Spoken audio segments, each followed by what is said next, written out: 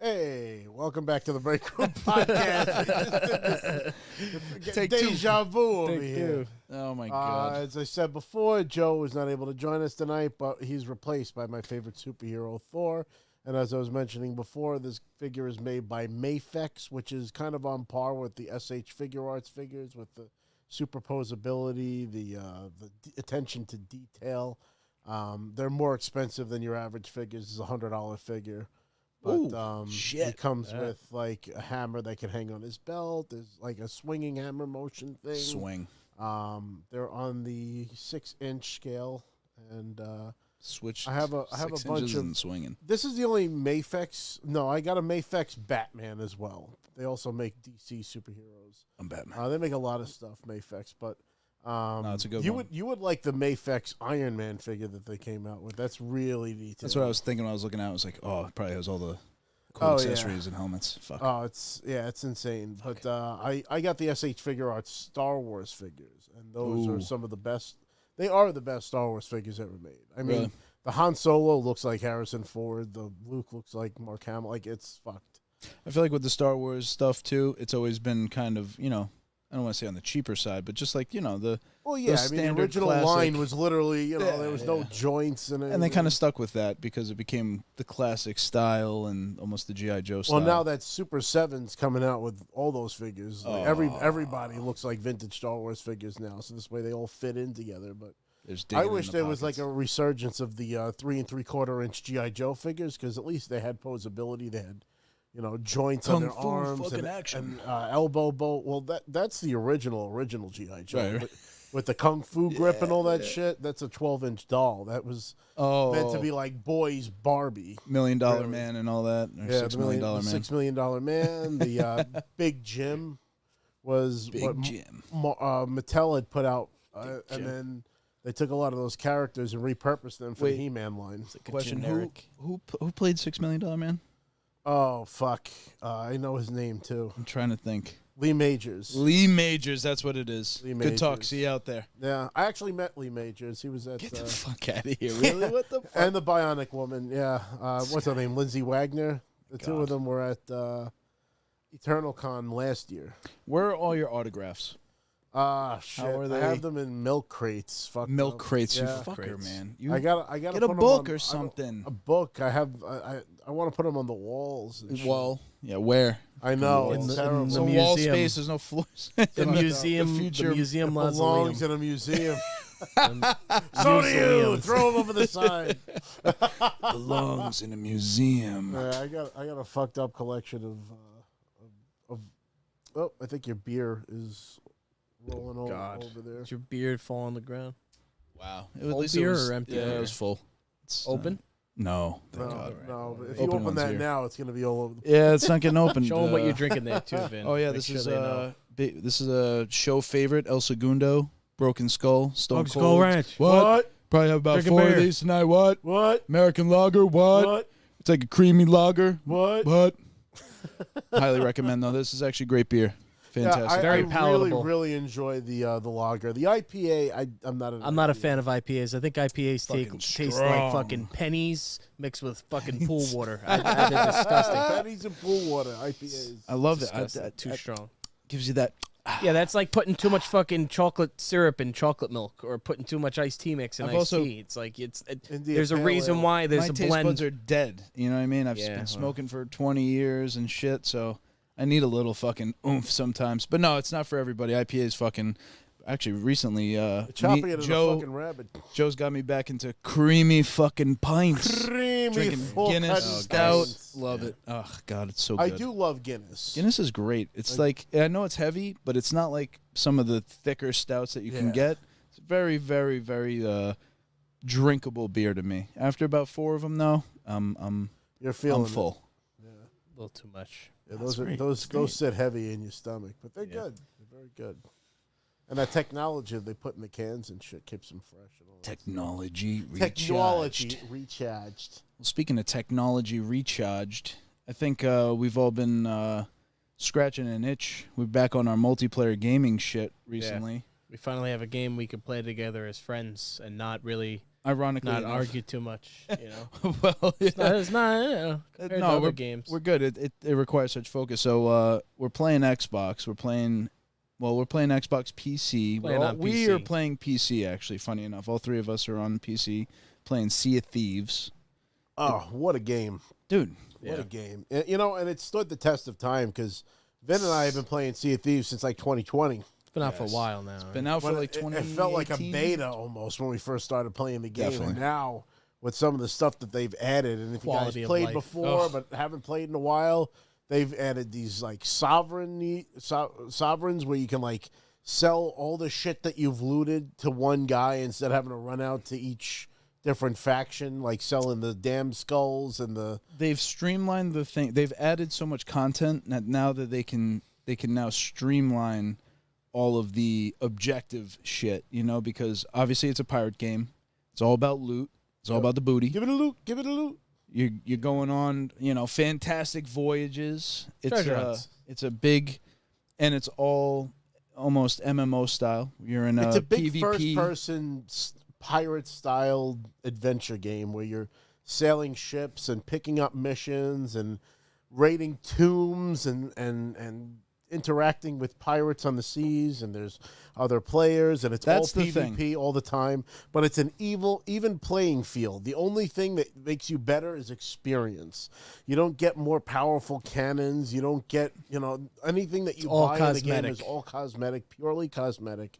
The game is beautiful. It's gorgeous. I mean, some of the screenshots you can grab off that game with the sunsets and the storms and shit, the reality that it sucks you in, and it really requires teamwork. That's really what it is, communication and teamwork. Yes. Because when you're running a ship like a galleon, which is the biggest of the three sizes of ships that are available in the game, you need somebody on sails, you need somebody at the helm, you need somebody that's maybe firing the cannons or navigating us with the crow's nest shit, or the crow's nest. Someone's got to be on lookout. Joe has taken the lookout. Not Joe from the show, but my cousin Joe, our Joe. Little Joe.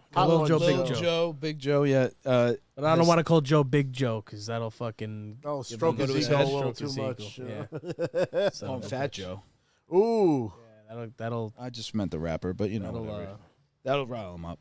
He's I'm fat. You fucking call me fat, you son of a bitch. You fucking your tits. Oh my God! I'll tit fuck you. He'll kick your fucking ass. Yeah, he'll say something along the lines of that. But no, everybody has to play their part in Sea of Thieves. It's important because everyone has their strengths. I think it's one of those games where, you know, Chris is the PvP griefing master. He just knows how to attack and destroy people. He does not hesitate. You don't hear Chris go like, "Should we?" It's like, hey, there's another boat, and Chris is already like off the ship, shooting himself onto their ship. He's like, yeah, I lit them on fire, and now they're dying. Hold on, let me interject though and say that though I am a PvP griefer murderer, yes. I am also a man of diplomacy. A diplomat. I am a man of diplomacy.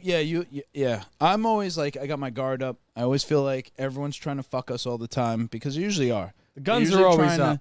They're trying to smooth talk. Oh, hey, that's a cool boat, or what are you guys doing? Yeah. They play like, we're hey, what's stupid. going on, guys? How are you? Yeah, and then next thing you know, they're on your boat, and then somebody's got a crate, and he's starting to take all your shit. It's like, hold on, what's happening? And they dropped your anchor. They fucking put an explosive barrel on it.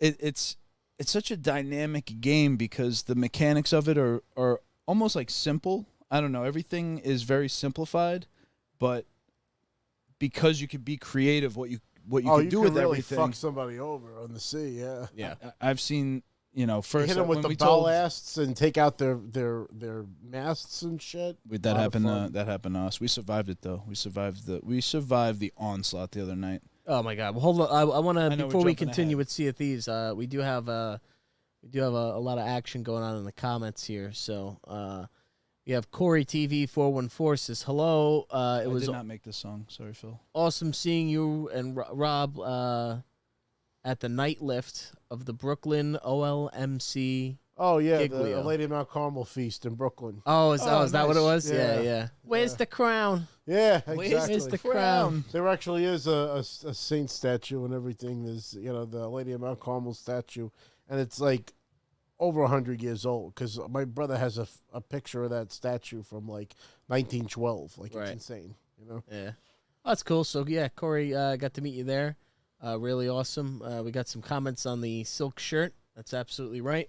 What does it say? This is day 2. Chris looks like he's about to order a hit on someone. Yeah, that is. That's right. Yeah, that's it's like the Tony Soprano. I Oh, call he it the looks Hugh more Hefner. like he's gonna pull his sheets over and there's gonna be a horse head in his bed. This is This is I said it's the Hugh Hefner pajama set. You know, he's literally got a smoking jacket on. Oh, that's fucking Waltz's fucking pajama set from Godfather. That's what that is. It's the Dr. A man Shane. in my position can't afford to be made to look ridiculous. What was the name of the act? Johnny Fontaine? Johnny Fontaine. Johnny, he will never work in this town again. You hear me? You know what's interesting is Frank Sinatra tried to get that fucking movie stopped because it was basically him and he didn't like how they made him look. Well, that and then You can act like a man. That's what you're gonna do. the mob fucking at large slapping him up.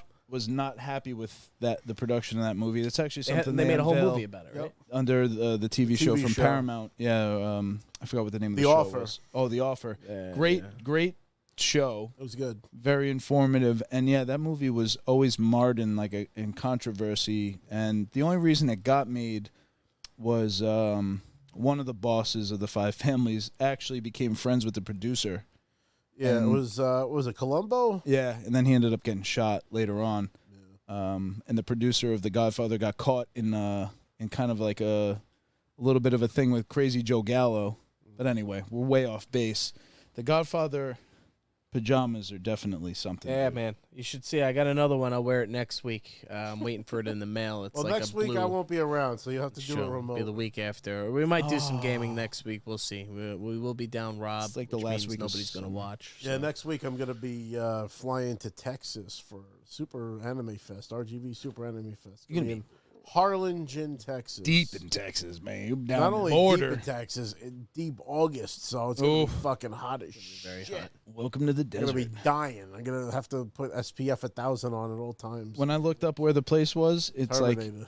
within, 30 miles of the border. It's it's right next to Mexico. Oh, yeah, it's right there. In fact, I was even closer to the border last time around with Really? South Padre Island. Oh, right. Where SpaceX is. Yeah, Yeah. that's where the last convention I did last year was. That's cool. Shit. Just back to the comments here. Yes, as far as the song goes, I made this one, though Vin has made some of our jingles before. Rob shit. Hope you guys are liking that. And then also, Eric is saying that he lost his copy of Sea of Thieves. He doesn't know where he bought it. Can't you only buy it in the Microsoft, Xbox? I would only imagine that he subscribed to Game Pass for a month, downloaded it, and then, you lose access if you don't pay the monthly subscription. So all I would say is you either Get Game Pass. Or they are offering... Well, they're offering the game at a discount. It's like $40 right now. I think it's And if you 31, have actually, Game Pass, it's like $30. So I'm going to fucking probably buy it because I'm always paying for Game Pass. I forget. I've paid for months that I definitely don't use this shit. Yeah. They got me good. Now I'm thinking, all right, I'll keep the subscription. I move my computer to a more fucking, accessible place. It's hooked up to the OLED. So Maybe we can even get on some Halo at some point. Oh, we've been me and Joe were playing some Halo. Me and Little Joe and me and Joe we're playing some Halo. We played some Master Chief Collection, and then we played some Infinite. And Halo's still great. It's a good time for Halo right now. If you got the itch, it's always good to go back. As far as I wanted to ask while we're talking about Game Pass, do you feel now, because if you asked us last year or earlier on in the show, I remember we used to say that Xbox Game Pass was a very great, phenomenal offer that everybody should take advantage of. Do you still feel that way? I can't. It's hard to argue, but because I heard Joe saying no. Joe was going on a rant the other day saying Game Pass wasn't worth it, which surprised me. I don't know. It's hard to say because right now we have something we're going to talk about a little bit more, but we're about to see Starfield launch on Xbox exclusively, Xbox PC. So I think that's a game that a few people are going to be pretty interested in seeing, considering it's the newest IP from Bethesda. Rob couldn't give a fuck at all. Nothing will get him. Bethesda. We got to link that video somehow here. Rob and Bethesda, and I expect that. Got to give it a try, I expect Rob. that experience. No, if you have Game Pass and you don't have to buy the game, free through Game Pass, it's worth maybe seeing. I'll boot it up just to see. But if it sucks, I'm deleting it off my hard drive. I'll even look at it again. to answer your question about Game Pass, I would say it's still the best deal in gaming. I do expect the price to go up inevitably. I just expect them to put it up to $20. You know, everything we see, all these subscriptions are all going up in cost. I know, the streaming services now, it's like, well, it's basically what cable costs. And I go, yeah, but you used to pay for cable and still get all the fucking ads. Right now, I'm still getting ad-free TV, so I do expect to pay a little more. It's always been... I don't know if Peacock offers it ad-free. I'm trying to think. Probably not. One of them NBC doesn't allow NBC. it. Yeah, fuck they're that. starting to see that now. If you're watching live shit, it makes you watch ads. But you know what drives me fucking nuts, too? The A&E app has been doing this. They're doing interactive ads now. It's interactive. Where you have to press a button to go through... Or you have to, like, take a quiz, and it'll be like, which one was in the... Scum. That's scum. Yeah, they're fucking... It's like, are you watching? It's like, listen, fuckface. And then they're going to have the eye tracking soon, so they're really going to know you're watching. But, yeah, no, Game Pass, again, I would say for the $15 a month for accessing all of that library, it's great. You know, I mean, it's really great. It always gets overshadowed by a big release. So, we got a lot of shit going on. A lot of imminent things. But I would say Sea of Thieves has been the number one reason I revisited and would pay for Game Pass. Yeah, it's one of those 100%. Games from me that I love to go back to. I've been always trying to, spread the word. Rob was playing it before I ever got to, I think, you were playing it before I got to, right? Yeah, so I got into it because my buddy Nux that I was streaming with. McNux! Used to, he was playing it through his friend Rebecca, who used to make the Peter Griffin cookies for me. Nice. And we used to set sail on a galleon with another guy, Aaron, and that was my first impressions of the game. I was like, this game is fantastic. I don't know if you were... I don't think you had come over or anything. I think I had just told you about it, and then you downloaded it. I had known about Sea of Thieves during the development because it was like the first rare game that was going to happen in fucking 10 or 15 years. Gotcha. Just to fill in the audience here, Rare created GoldenEye. Banjo-Kazooie. They created Banjo-Kazooie. Perfect Dark. Yeah. Donkey Kong 64. And Conker's Bad Fur Day. Battletoads Double Dragon. They made Battletoads? Yeah. That's why Battletoads is exclusive to the Xbox. Oh. Yeah, that sucks. Still never played that one. All the reasons we were talking about this, for all the things that Chris just brought up, Microsoft buying Rare fucking sucked technically because we'll never see any of those games redone for, let's say, Switch, or you're not gonna be able to enjoy those games. I mean, how many people are out there that are like, oh, I can never play Banjo-Kazooie on PlayStation? I get it. Believe me, I get it. Sea of Thieves, though, I would love to be able to play on, selfishly be loving on PS5. But no, it's just been a game that it's grown with the Xbox, even Game Pass. It's one of those games that kind of benefited from Game Pass. It's grown with Xbox One, because I'm pretty sure it was an Xbox One game originally. It's available on Xbox One, yes. And then, obviously with the Series X, it's been out for, I think, 7 years. I think they've just had multiple seasons. So many quality of life improvements, so many additional, what do they call it, tall tales, Pirates of the Caribbean, if you want to do shit like that, instead of the more PvP heavy things. Yeah, now it's the Smokey Island thing. But also, you're dealing with PvP because you're still in the same seas as everybody else. So whether you're doing a mission or a voyage or your own thing, there's always going to be other players, and there's always going to be a threat. Some of it takes you away. They tell the story. They give you the opportunity to see. Yeah, because they don't want it getting interrupted, obviously. But you still got to sail to these islands and shit. And it's... Yes. I think that's the fun part of the game, the mechanics of the game. Like, you're not just standing at the wheel, raising the sail, like pressing R, or, it's very manual. It requires a team. It really does require teamwork. It's got like almost like a Minecraft-y feel to it in the survival-ish aspect. I mean, it's not like if you don't eat, you'll die, but like, you have to cook your food and just like the way that you navigate, and raise sail and lower sail. It's almost like that discovery in Minecraft when you learn like, oh, if I mine this, I could then put this in the kiln and it'll turn into this, or I could take sand to make glass, and you learn like these little survival tips. The thing that Rob told us, so we had been playing this game for a long time, and then Rob figured out because some of the instructions, you'll get like a treasure map, and a treasure map is always written almost like a poem. So it's a little obscure. It's a little abstract at times. It's not definitive. I love that there's no like, go here, do this, go here, follow this line there, go to that glowing checkpoint. I just fall asleep. Yeah, I fall asleep. The best you get is they point you in a direction you got to go. You got to pull out your compass. You got to look at the map. Where's the map? It's on the table downstairs. You don't even have a handheld map.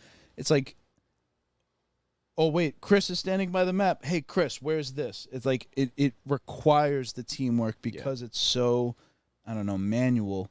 And then even like moving the sail. Hey, we want to raise the sail, drop the sail. If me and you do it on separate sides, it does it quicker. Right. So there's all these little tricks. So the one that Rob had brought up was the treasure map will say, go to this place, and then 6 paces in this direction, they'll, dig. You should dig. But you got to hold up the compass in order to walk the paces. Right, because otherwise you just walk normally and you just kind of slide. When you're holding the compass up, it's like 1, 2. You can actually see that you're walking intentionally paces. I was like, I've been playing for 3 years, had no idea. Yep. I'm an idiot. Yeah, there's always something to learn. We're having a lot of fun. Any game that makes me stay up till 6 a.m. and hear birds chirping. My God. I'm exhausted. Or go to work with 2 hours of sleep. I can't do that anymore. I just don't have the energy. Yeah, it's brought back and refueled our multiplayer thing because we haven't all played a game together, and Joe has fucking bitched at us about this incessantly. You guys don't play games together. What the fuck? And normally I'm like, yeah, but I got work. Half of that. Joe brings it on himself. I'm with my girlfriend. I'm not getting that fucking game. I'm not buying it. All right, well then. But there hasn't been a lot of new multiplayer experiences where you're like, oh, we want to play this together, and we want to play it till 6 a.m. But now that Little Joe has discovered Sea of Thieves, I think through his newfound One Piece passion. He was more open to the whole pirate, open seas, and I would say Sea of Thieves' art style being very Pixar and kind of animated, it lends itself to that whole thing. Yeah. It has it's beautiful. You could just sit and admire it sometimes. Like I was launching off fireworks for Joe actually, and he was just fireworks like, are great. Holy shit! Yeah. Especially when you get the ones that are shapes like the skull head and all that shit. Those are a lot of fun. Those are like $20,000 a pop too. Jeez. So yeah, I think the whole game I would just highly recommend it. I would say Game Pass is completely worth its value, obviously. And thank God we are playing a game together because it's definitely been a good year. I can't remember. It's one of those fucking things you keep paying for, and then you forget about it, and then it's like. God, 6 months went by. I haven't played anything on Xbox. But gave an Xbox like $200 a year. All I had to do was buy the fucking game for $30. I'm a dick. All right, so I do want to address because we are getting more comments, but they're not. You got to scroll. That's why. No, I did scroll, but they're not showing up on the TV. But they're still showing up on my phone here. So. They're not linking through stream. Just a couple of things here. Hell said Modern Warfare 3 is a game. Game reveal is happening in Warzone right now while on gaming. So I guess they're revealing it in game. That's funny because that's a very Fortnite move. That's what Fortnite would do. So that's clever. They're borrowing from there. Hell's also said Game Pass will be worth it when Sony and Microsoft start working together, and I can launch it on my PS5. Here's the thing. I feel like everybody's so like, oh, it's messed up that Xbox is doing it. Why is Xbox? Sony brought this on themselves with having all these exclusives. That was always the PlayStation game. No. They developed them.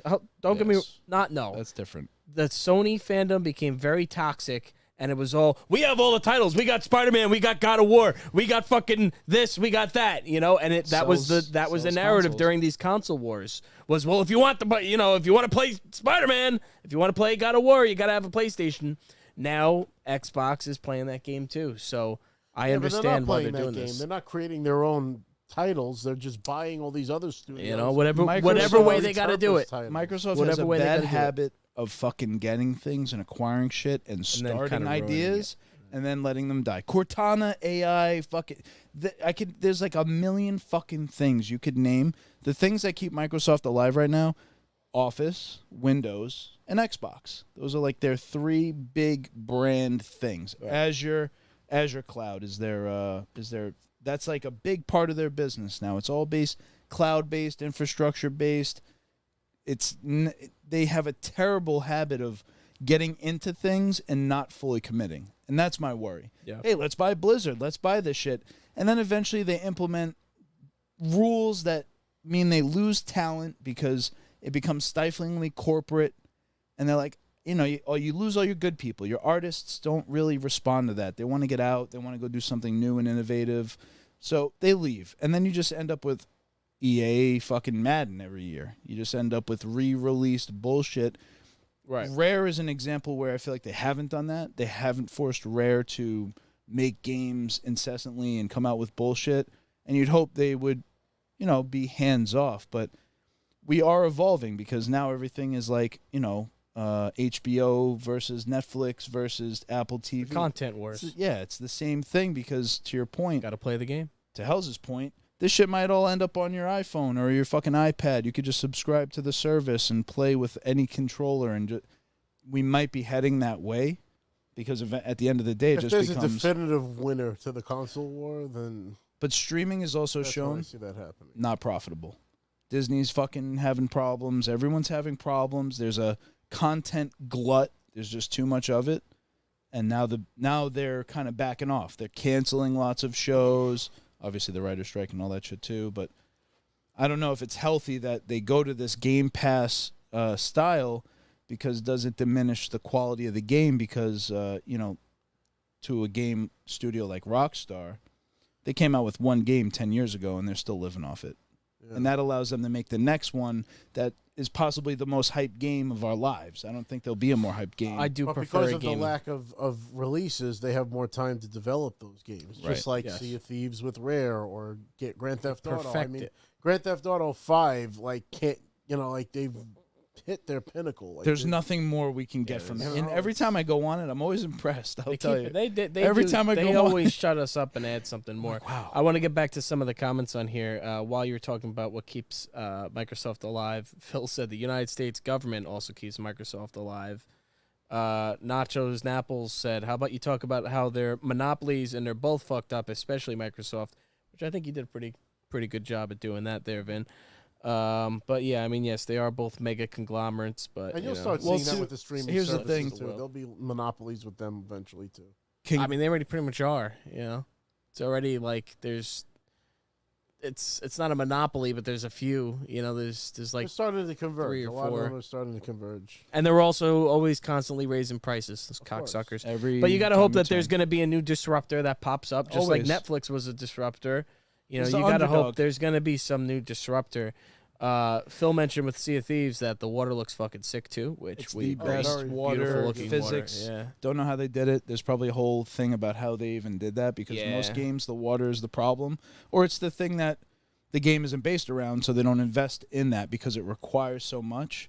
Yeah. It's amazing right every down time to the we're splash and the reaction of the water to the ship turning and with the crashing wind of the waves during a fucking storm. And the taking on water in the ship because it's raining and you can't get it dry. It makes sense.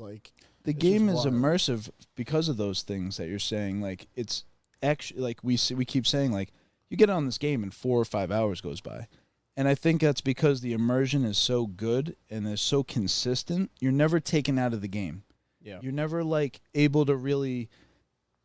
Chris, you're an efficiency expert. Chris usually figures out how to not break a game, but do things the most systematically. And at times, especially in games like Minecraft or Sea of Thieves, where you have to do the same thing over and over and over and over and over again. Even in Sea of Thieves, it's difficult to accomplish. It's because the game is so many variables that change your experience in each trip. Right. It's right. So many things get monotonous. I mean, you could do the same vault mission over and over again, but then the journey is always different. There's going to be different, islands you have to go to.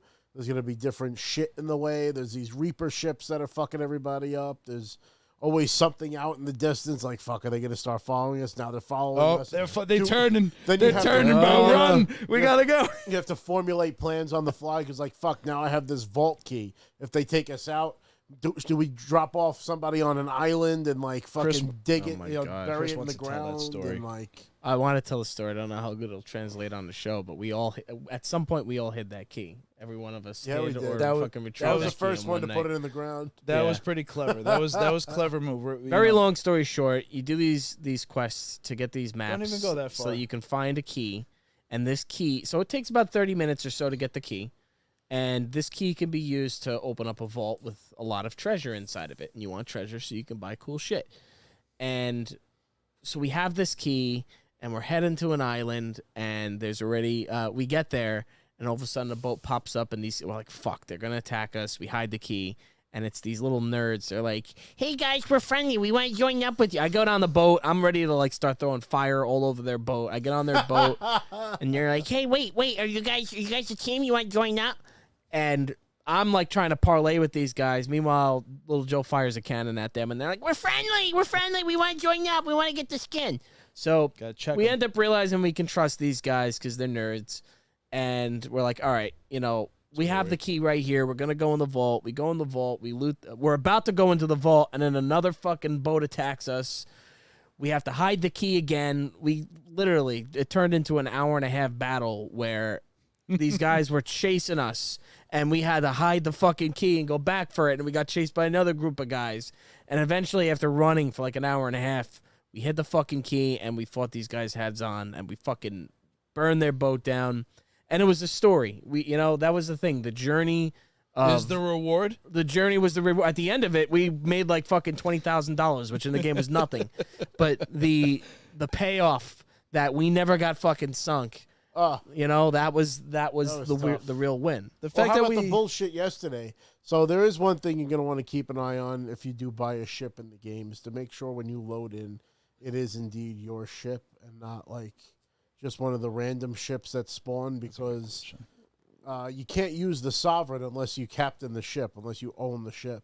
And we ended up setting sail yesterday and played for hours. You didn't realize until it wasn't my Mjolnir's might, my brig, and we ended up having a old fashioned sell everything to the gold hoarder. Yeah, that sucks. I've done that a bunch of times. And I wish there was a way to like scuttle your ship and pick one of your ships while you're still in the session. Yeah, there are some things that need improvement in the game still.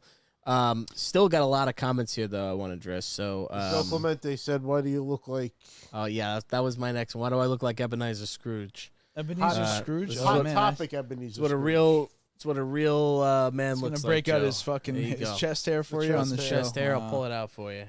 Wow. Fucking Robin Williams. What a real man looks like, Joe. He's Hugh Hefner right now. Hugh Hefner. If you were here, Joe, you'd see we opened the show talking about the fucking shirt and how this is the Dr. Shane. It's the jacket.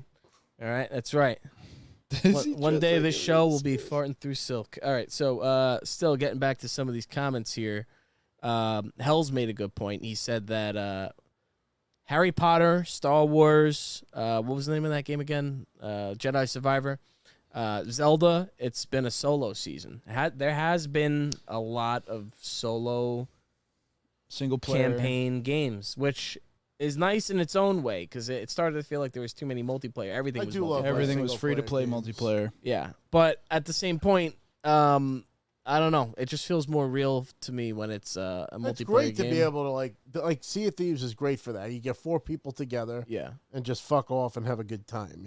Well, because when you're playing a solo player game, you want to hear what's going on. You can't join the party with your friends because they're all fucking yapping, and you're trying to hear what's going on. I can't concentrate because I fucking half ADD and I'm high, and I'm like, people are talking to me, and I'm like, what the fuck is Spider-Man if you notice, saying? when we were playing Zelda, I was not joining. You were MIA. Yeah, you go MIA, which I get and I understand. Where's Rob? Oh, he's 250 hours until he's deep in Zelda. In the game, man. Which I totally get, but it is also kind of a shame that you like become like reclusive. But I grew up that way. I didn't have a whole lot of friends growing up, so I was used to single-player games, which is why they're what I gravitated towards. I wasn't a Mario Party kid. I wasn't a Super Smash Brothers kid. I was a Super Mario Brothers and Donkey Kong 64 and Mario 64 and shit that you play by yourself. Well, I mean, granted, at that point in time, the only games that existed, there were no multiplayer games. PC. Donkey Kong era was only 64. If you think about it, the N64 was the first party system because it was the first system that had 4 ports for controllers. You can have your Mario parties, and like I said, and somebody always had the broken controller. Oh yeah, stick drift, or the third-party control, even worse. Yeah, well, because those you can cheat with too. The third-party controllers. Put it on turbo mode, okay? Yeah, exactly. You hit the turbo button, and all of a sudden you're winning every fucking. Just back to the comments here. Phil said the ABK deal. What's ABK? Is that Activision Blizzard? Is there another part of that conglomerate? I believe it must be. I'm guessing that's what he's talking about. Let us know if I'm wrong here. The ABK deal was bigger than all of Sony's M&As combined ever. Yeah. I mean, it's one of the biggest acquisitions to ever happen on Earth. I mean, think of that, the shit that Blizzard pulls out with, Activision. It's a massive consolidation. Activision's one of the first video game companies, period, when you think about the Atari and all that stuff. Yeah. It goes way back, and their IP library is so gigantic. It would have serious implications if Microsoft just pulled all of Activision's games from PlayStation. It would cause a very large divide. Activision Blizzard King. I don't know where the King factors into there, but I always just thought it was Activision Blizzard. Blizzard's you're gonna have StarCraft, King, Warcraft, the fucking World of Warcraft, mobile Diablo. games thing? I think King does mobile games. Oh, is that what it is? I think. Candy Crush. So beyond that, Hell said that the head of Triarch for 18 years resigned today. What's Triarch? Triarch is they were like a game studio. I think they made Tony Hawk was Neversoft. I believe maybe it was also because then there's like the studio and then there's like the producer too. So maybe I don't understand exactly. I thought they how did it works, like the original. I remember Treyarch in the original Spider-Man fucking movie. Yes, they were games. Definitely part of one of the Spider-Man games. I think they did one of the Call of Duties too, if I'm not mistaken. I could be wrong there. Treyarch games: Call of Duty Black Ops, Call of Duty Black Ops 3, all the Call of Duty Black Ops, Modern Warfare 4, Spider-Man Ultimate, Spider-Man 2. Kelly Slater Pro Surfer, Ultimate Spider-Man, Tony Hawk 2. Really? Yeah. I guess they were. They probably became. They probably were Neversoft, and there's Neversoft, and there's the studio, and then there's like the publisher or something. But beyond that, this was so that's interesting news in games. Nachos Napples actually had a really good question that me and Ben were looking at here. He said, "Did you guys find Halo Infinite?" Online stale. I thought the aesthetic was horrible. Didn't feel like it was made for a fun vibe. Way too serious. Yeah, I mean they got that music, just like the loading, like the lobby. It's definitely just keep playing that same song. I will say that it did queue you up pretty quickly. The matchmaking was pretty quick. Like if you started to the technology behind it now. Yeah, the loading screens are almost a thing of the past now. I remember even in Halo 1. The physics engine was something that players started to really like play with. You could launch the fucking indestructible Warthog into the air with the grenades. And I don't know theater mode. I don't know when they introduced theater mode, but that was one of the really big things for me that got me into Halo with Halo 3. I know they definitely had it where you could literally you just had a crazy awesome game. You can go into theater mode, rewatch that whole game with a free-floating camera so you could see different perspectives. You can go to other players and see what they were doing in the meantime. Yep. And you could just get all these great like angles and relive these awesome moments. Right. So the theater mode was a huge thing for, and I don't even know if theater mode existed. Forge was another thing. Forge is another thing. What, 3, and then. Yeah, and that changed everything because people were creating these awesome. I created some really cool levels, and then Halo Infinite came out. We're obviously skipping forward in time. Don't think it has theater mode. Maybe I'm wrong. Didn't have Forge. It does now. Weird. They get these huge budgets, right? They get these massive budgets. These games cost hundreds of millions of dollars to make. But the first thing they think about is what they have to sacrifice. Yeah, there's less. You're getting less. These for studios the game. are also pumping these games out. They make it. They should be. Yeah, and they make it. How many years though between Halo 5 and Halo Infinite? When did they start developing it as opposed to when they came out with it? Well, that I. What they do is they end up trying to distill and boil it down. They instead of expanding the game or whatever, they just try to boil it down. They try to make They try to distill the multiplayer into what's going to keep players repetitively doing this, like game hours played, or instead of trying to make fun experiences that players will figure out, like Sea of Thieves. It's kind of open. It's kind of loose. It doesn't have some of the same restraints that a lot of multiplayer games tend to have. Whereas, Infinite, it was just like very limited amount of maps. Well, the word that Nachos used here was stale, and honestly, I think that quick to play through. You just in the very beginning, it wasn't stale. It was fresh and it was cool, but it got stale very quickly because there wasn't enough maps. They didn't have assassinations, which they had in the last 2 games, so you got rid of something. Normally, games add features. They got rid of features, and they do it with this high-minded, and they'll tell you, well, we wanted to do this because we really wanted to focus on what was important, and then we'll bring that later. But there's still no assassinations. Where are the assassinations? Everyone leaves. Where's the maps? Everyone left, and then nobody wants to come back. But I don't know, because then there's a game like Sea of Thieves, which can make a fucking resurgence because they put it for free in a Game Pass or something, and it has a resurgence. So I have hope for Halo, but it's been how long? It's been like fucking 2 years now, almost, that Halo Infinite's been out. As I read where's the assassinations? It's engaging to play now. They keep adding more shit. They've had season passes and campaigns and stuff. Oh, we got Rocky back on. Somebody hit the remote.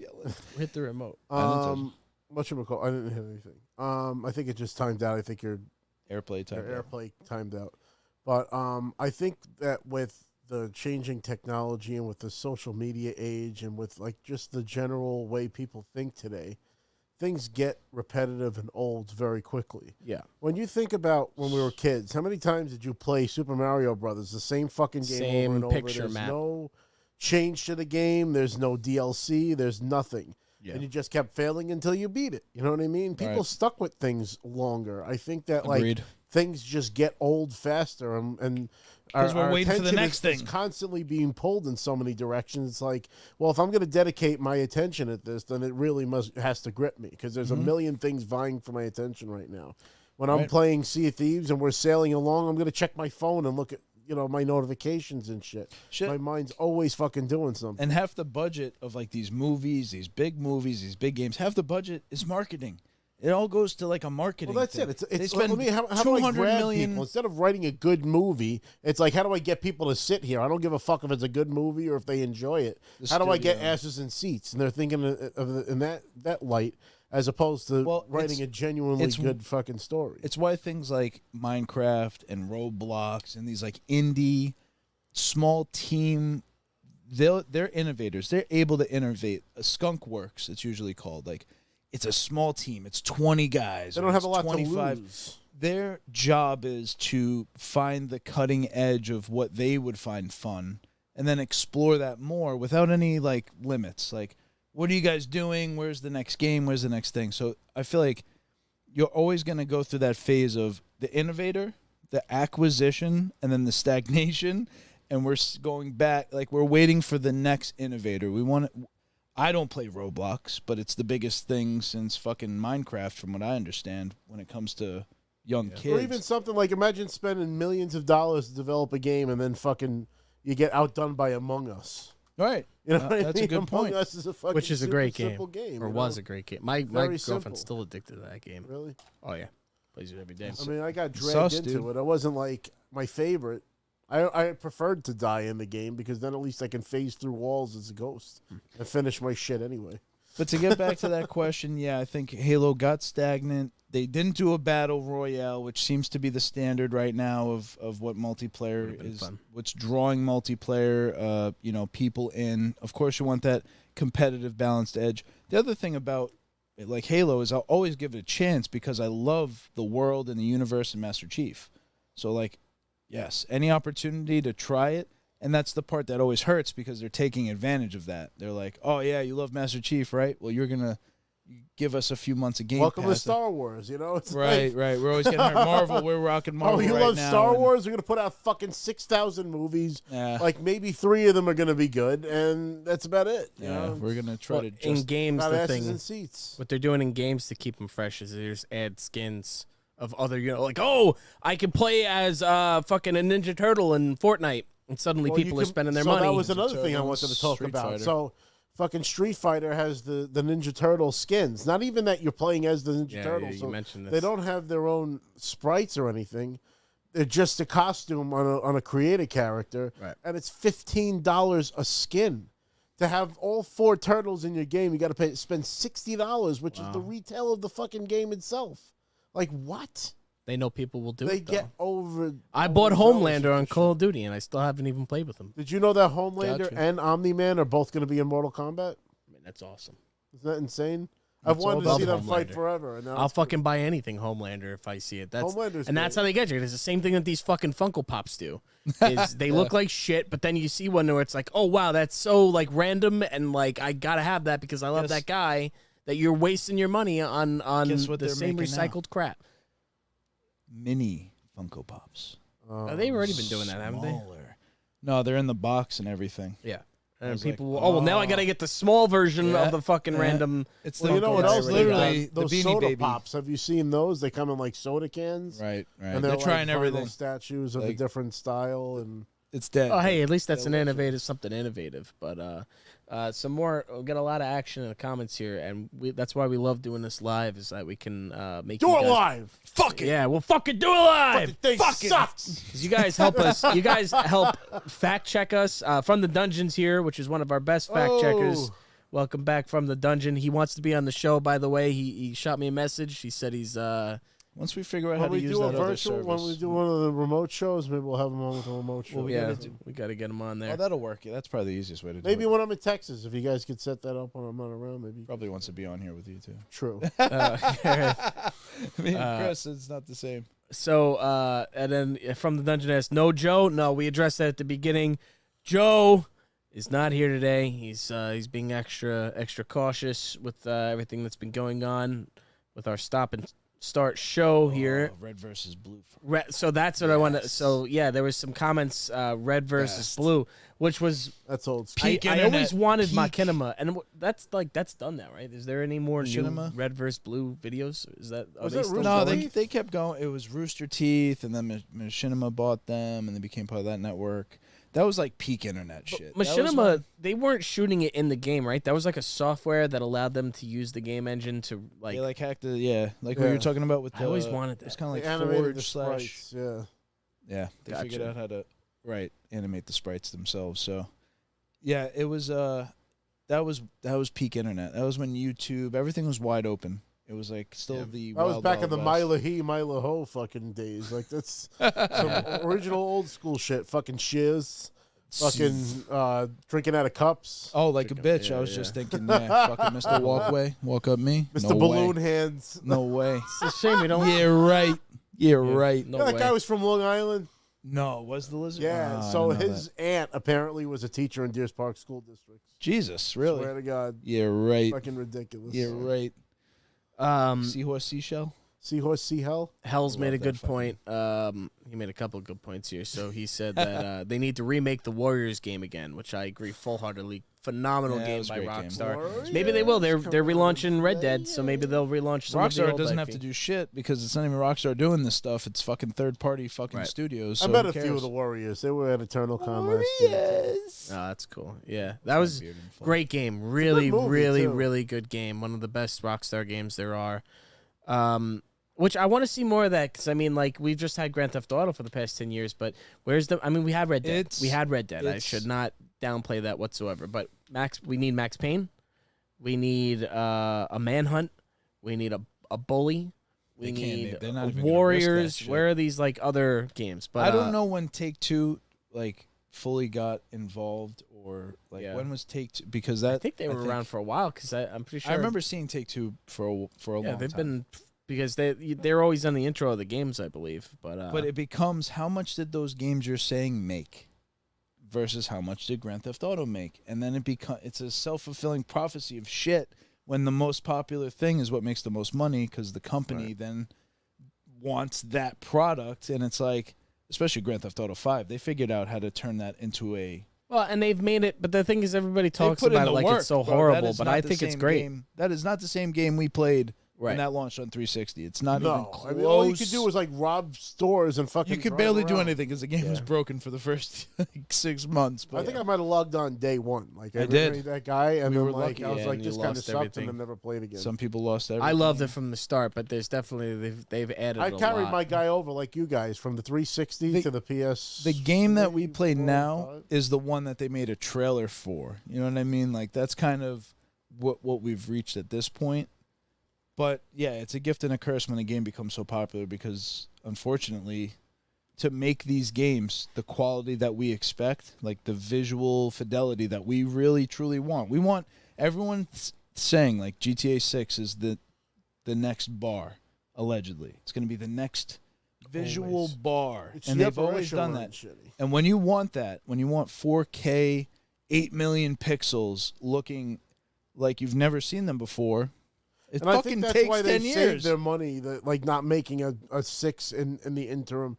Because people would complain, well, this is too much like 5. Why did they even come out with this? Because it doesn't look any different. It doesn't feel any different. People are still going to complain when the new one comes out. No matter what. So. Oh, yeah. So the live has kept it, going art, all this time. The art will stand the test of time because GTA Online has given them the runway to make this game, and they made the capital for sure off of those fucking shark cards. Oh, they could have funded the new game off of those alone. Yeah. So some more, a lot of good stuff in the comments today. Hell said, we're in the age of cut content because publishers don't want to give developers time to cook. Yeah. Cut features they made to celebrate their return. I mean, yeah, it's even like in Game of Thrones how there was no, like, where were the direwolves? You know, where, like, why was that. And they're always like, well, we had budget for this or for direwolves. And meanwhile, you see like a fucking IAMS commercial or like some kind of like bullshit, like, I don't know what it was. It was like a Nickelodeon commercial. And they had this giant dog. And I'm like, if they could fucking do this on a commercial, how could they not do a minute spot in Game of Thrones with the direwolves? But I digress. 10 seasons, 10 episodes. I guess people would be looking at it with a under a microscope and criticizing if it looked like shit. They just fumbled. Phil says there's a difference in ideology when you compare a multiplayer game to a live service game. Infinite was propositioned as a live service game, like Fortnite, and they had a lack of content. Yeah, Fortnite every season, every fucking 4 months, there was something. They're redoing the whole. They're very active in that game development. Yeah. Whereas with Infinite, all you could see actually was like this person left 343 Studios, and this person left 343, and it's like they're just bleeding talent. So now, how much hope do you really have for these? Like they don't. I'm a little want surprised to they didn't do like a battle royal with Halo. Yeah, it was like, come on, obvious. It was almost so obvious. It was like, oh, we shouldn't do it because it's too obvious. But then it's like, just do you imagine the Spartans and shit awesome. or the aliens? Awesome, like, ton of fun. That'd be fucking wild. Yeah. I agree. It'd be a lot of fun. I don't know. I can't imagine it's that hard to do. If Player Unknown Microsoft Battleground should was buy a game. Blizzard and Activision and fucking, they should own all this shit. They should own, because Sony has good game studios. We're riling ourselves up here. Hell yeah. And just, to maybe put a bow on the Halo thing, Nachos was saying that whatever it was for, the game's atmosphere, he's talking about Halo, the game's atmosphere didn't make me feel like it was for fun. It made me feel like it was a chore. I didn't feel that way for a while. I mean, I got a new display. I was violating everybody. I was very good at Halo Infinite, and when you're good, it's great because you could just keep playing because I just keep winning and dominating. So I love the competitive. I love killing people, but after the maps, it does start to feel like a chore. Yeah, it does. 25th time on the same map, like I'm bored. I'm doing to capture the flag on Zanzibar, and there's no shotgun snipes. There's no pistols. There's what I mean. Yeah. There's none of that. No. They've added that stuff, I believe. There's pistols for sure. I'm not saying there's no pistols. I'm saying shoddy game snipes. Types. Yeah, they've started to add that stuff, I believe. Fucking add that was out. Why? How is it not in the game? Why wasn't it there from the beginning? It's only a mode. It's not even like something special. It's just literally a mode of the game that you just failed to put in. I don't know, for fucking $250 million, whatever the game costs. Yeah, that's fucking we should stupid. see more progress beyond just fucking skins. That's what it is. It's a new season. Hey. It's a new season, so now you can Master change what Chiefs your armor in looks like. Siege. Master Chiefs in Siege. Which makes me want to fucking pouring try it out. Siege again. Really? He's in Siege now? Yeah, he's gonna be Sledge in Siege. But it's also our fault because we buy it and we have ADD and we move on every 6 months or 3 months. You know what I mean? Right. Like it's our fault. It's the market's fault because usually the business tends to follow the market. It's funny. Gamers love games, but like think about like any game you've already played. Like, you want to ever play that again? Grand Theft Auto's been out for too long. I have fucking why would you shelves of waste your games time? over there? Like, how many of those am I ever going to look at? Why again? would you waste your time on GTA Online? It's like, well, why, I must have what do spent you mean? tens of thousands of dollars on video games over the years. So, Well, and there's certain games that we know what I refer to them as, where it's like a Madden, where you know you're never gonna play Madden 2014, Madden. and you go to GameStop and they just have like more They've of been those making than them so anything. horrible lately that you almost want to go back to the old ones because they play better. Yeah, it's a fair point. every Not a fucking bad year, point. same game over and over. We have Nacho said Omni-Man makes sense for MK, but I don't think he should be in his super suit. He You should think be he in should- any suit that he had If in he the should show. just be plain clothes like Dad, That'd be hilarious. just like regular. I'm sure that they'll have multiple costumes, but he's definitely going to have his Omni-Man outfit. Just like the Homelander fact that is it's going to be dressed up. J.K. Simmons there, it's what makes him to me. And I'm sure he's great in the comics, but just having that voice with that mustache. You think Anthony Starr is going to voice Homelander for the game? That would be interesting. he looks cool enough to do it, and I wonder if Amazon's cool enough to let them do that. You know what I mean? If they're cool enough to let him be in the game, Why they not got let to him have do the him voice voice it. bits? Yeah, I agree. I feel like he would do He it. didn't have any any voice tracks in Call of Duty, but he was just a skin. But you also have to realize that there are taunts before and after the rounds and stuff, where they have an interaction where they speak to each other. Every Mortal Kombat game they've done in the last 10 years has done that. It's like the intro. And I wonder if his fatality is going to have something to do with milk. That would be fun. God, it's breast milk. Drown him in breast milk. No, it would be the laser eyes for sure. It fucking zap them through. Well, they get multiple fatalities. There's like Depending one on the and then combo. one that you can unlock after doing so many. From the dungeon said that he'll come to us, so maybe in person. All right, we'll figure it out if he lives close. Show him. He's in Jersey. He is. It's going to be a trip. But I think he's. We're gonna have to. he You said know. he's You out know of what? work You know what the right now. request will be? There'll be only be one request on our side. It will be to get us sandwiches from fucking Wawa. From Wawa.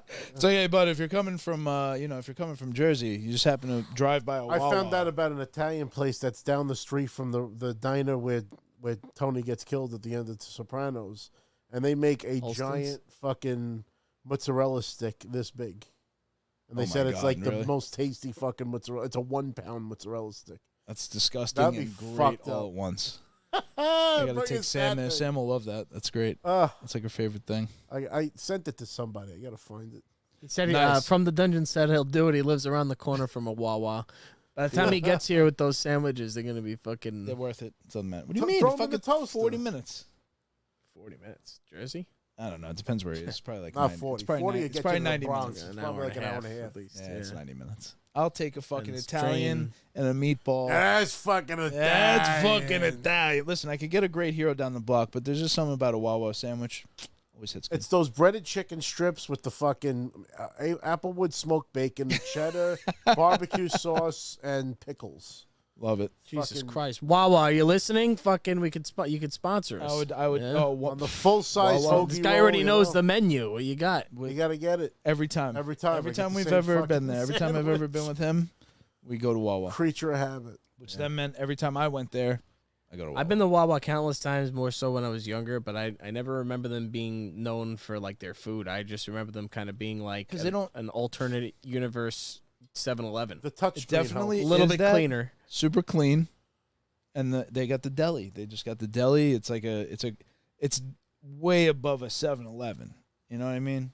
It's not quite. It's like an 812. It's not your local. It's like the Panera of 7-Elevens. It's not your local deli. It's not your best local deli. It's not that quality, but it's definitely very consistent. It's And several steps above a 7-Eleven. definitely 100%. Where you look at a 7-Eleven hot dog and you're like, Oh no, I'm no! not- I've I don't never know. ate food. From 7-Eleven there. needs to step up their game lately because I stepped into there, man, and like first of all, when you go in there, the guy always looks at you like you already stole something. Every single time I go into 7-Eleven, I feel guilty already that I'm like extra cautious not to like bring anything close to my pockets because this guy already thinks I stole something. I feel guilty. Not just that, it fucking stinks in there. It always smells like a mix between wet dog, which doesn't make sense because I've never seen a dog in 7-Eleven, but it smells like wet dog. Oh, I brought Hazel in and coffee. I literally brought Hazel into 7-Eleven the other day. It was too hot out. We took a walk. We just wanted to grab a couple of things, so we figured, hey, let's bring the dog. I guess I stand corrected. It happens. And I just see everyone bring their fucking dog everywhere. Like when I worked at the mall, I'd be like, what is it? This is not a service dog. It's not a service dog. I'm all right with that. Normalize it. Normalize it. And I love dogs. Every time I see a dog, more dogs in the world. Ubiquitous. So I walked in the Sebs with Hazel, and some kid, don't you know, was petrified of dogs. He was like so scared. He kept telling us, "Why is the dog in here?" I was like, "All right, let me bring her outside." This fucking kid. I think it is technically not allowed. Because you can't have. It said no dogs, no shirt, no shoes, no service. That was always like the trio there. Well, there's like laws that you can't have animals near cooking food within a certain distance. You see the way these malls are getting robbed? You see these videos? Nobody's following any rules anymore. Wow, that's true. Anyway. Yeah. No, Wawa's great. Love it. Yeah, we'll take you up on that offer. We got to set that up. We'll do that before the winter. That's probably a good idea because, unfortunately, that's going to be upon us Godspeed, Nachos. Too fucking quickly. Nachos is out. From the dungeons, he said he's got to go. Thanks for joining us, Nachos. That's funny that you met him at the Lady of Mount Carmel. That's of all places. Why does it keep trying to hide Phil's comments? Like Phil said, shit. Do we have to allow this? Tom's morning shit was born from Wawa's. Wow, do I know that story? I don't really feel like I know that story. I mean, technically, everybody's morning shit starts with the coffee. Tom's morning shit. It was Tom and Phil, because they lived together, and every time Phil had to go to the bathroom, Tom was in the bathroom. No, I know that, but I'm just saying it's funny that Phil would say, like, I'm wondering now, is there a Tom Wawa story that I'm unaware of, where Tom ended up on the can due to Wawa? Anyway. Wouldn't doubt it. That's what I'm extrapolating from that comment. Wouldn't doubt it. From the Dungeon agrees with my 7-Eleven take. It's true, like they make you feel like a criminal. I don't know what it is. You walk in there and you're a criminal. Well, it depends on the 7-Eleven too, because the one that I go to on my way to work is pretty clean. There's a couple of 7-Elevens. The one near you? It's not by me. No, the one by me is shit. Yeah, there's a couple their fucking Slurpee machine is always out. Yeah, that's the other thing. Their floors are sticky. The only Slurpee machine that ever works is like the fucking Diet Cola Slurpee. They never have the fucking Slim Jims that I like. The other one has all the good shit. Well, here, 7-Eleven, step up your shit. Waba's making you look bad. What else in gaming? I wanted to take us back on the rails. Yeah, what else in gaming? Well, so there was one topic that we were going to bring up was we wanted to discuss the PlayStation 3 era of gaming. Right. Again, we already kind of touched upon the Starfield imminent launch. I don't think Rob's playing. He's out. We'll talk about that more when it comes out, for sure. Starfield, we'll get there. We're amped for that. Hype for Spider-Man, that was another thing. But yes, I think we were definitely talking PS3, which is, Well, so we were talking about, the console wars, and, right now it's still kind of very much a thing somehow. Definitely. If anything, it's actually heating up, and now there's actually starting to become like a content battle more than ever. Phil made a good point, because after the launch of Spider-Man, we're kind of in the dark when it comes to PlayStation's plan. We don't really have a lot of, announcements. We know about Wolverine. We know about a handful of things, but I feel like, between Final Fantasy and Wolverine, it's like, what is next for PlayStation and Sony and PS5 after the launch of Spider-Man? Because it's definitely it's going to be one of the biggest games to ever come out, A. B, it's a PS5 title that, we knew we were getting. Do you see it selling like, because did the Spider-Man games, was it Game of the Year? Yes. It was, right? So. The last one? Yeah. Okay. So not only was it, possibly the best Spider-Man game to ever happen, aside from maybe Ultimate, now we're getting Venom. And the symbiote Spider-Man, that's something that everyone always craves. It's a huge thing inside of Marvel. It's usually special. Well, don't forget, Fortnite. We're also coming with Wolverine's coming on the horizon. I said, that's gonna be a big title. Definitely. Aside from those things, like we don't know what Sucker Punch is doing. Are they doing a Ghost of Tsushima 2? So Sony's got some things to prove in the fall when they have like their showcase and shit. But that kind of was what brought it up. That's where we're talking about the PS3. Actually, I want to talk while we're still on the current timeline. The big thing now is that Xbox or Microsoft is acquiring Call of Duty. I don't know if that's fully through yet. It's still in court, but there's all court battles because Sony's saying they're going to take it off of our store, and it's one of the best-selling games, and we can't lose it, whatever. Again, I'm going to reiterate again, and I know that Adam AK, if he's still watching, is going to agree with me here. Fucking cut their losses. Let them take Call of Duty.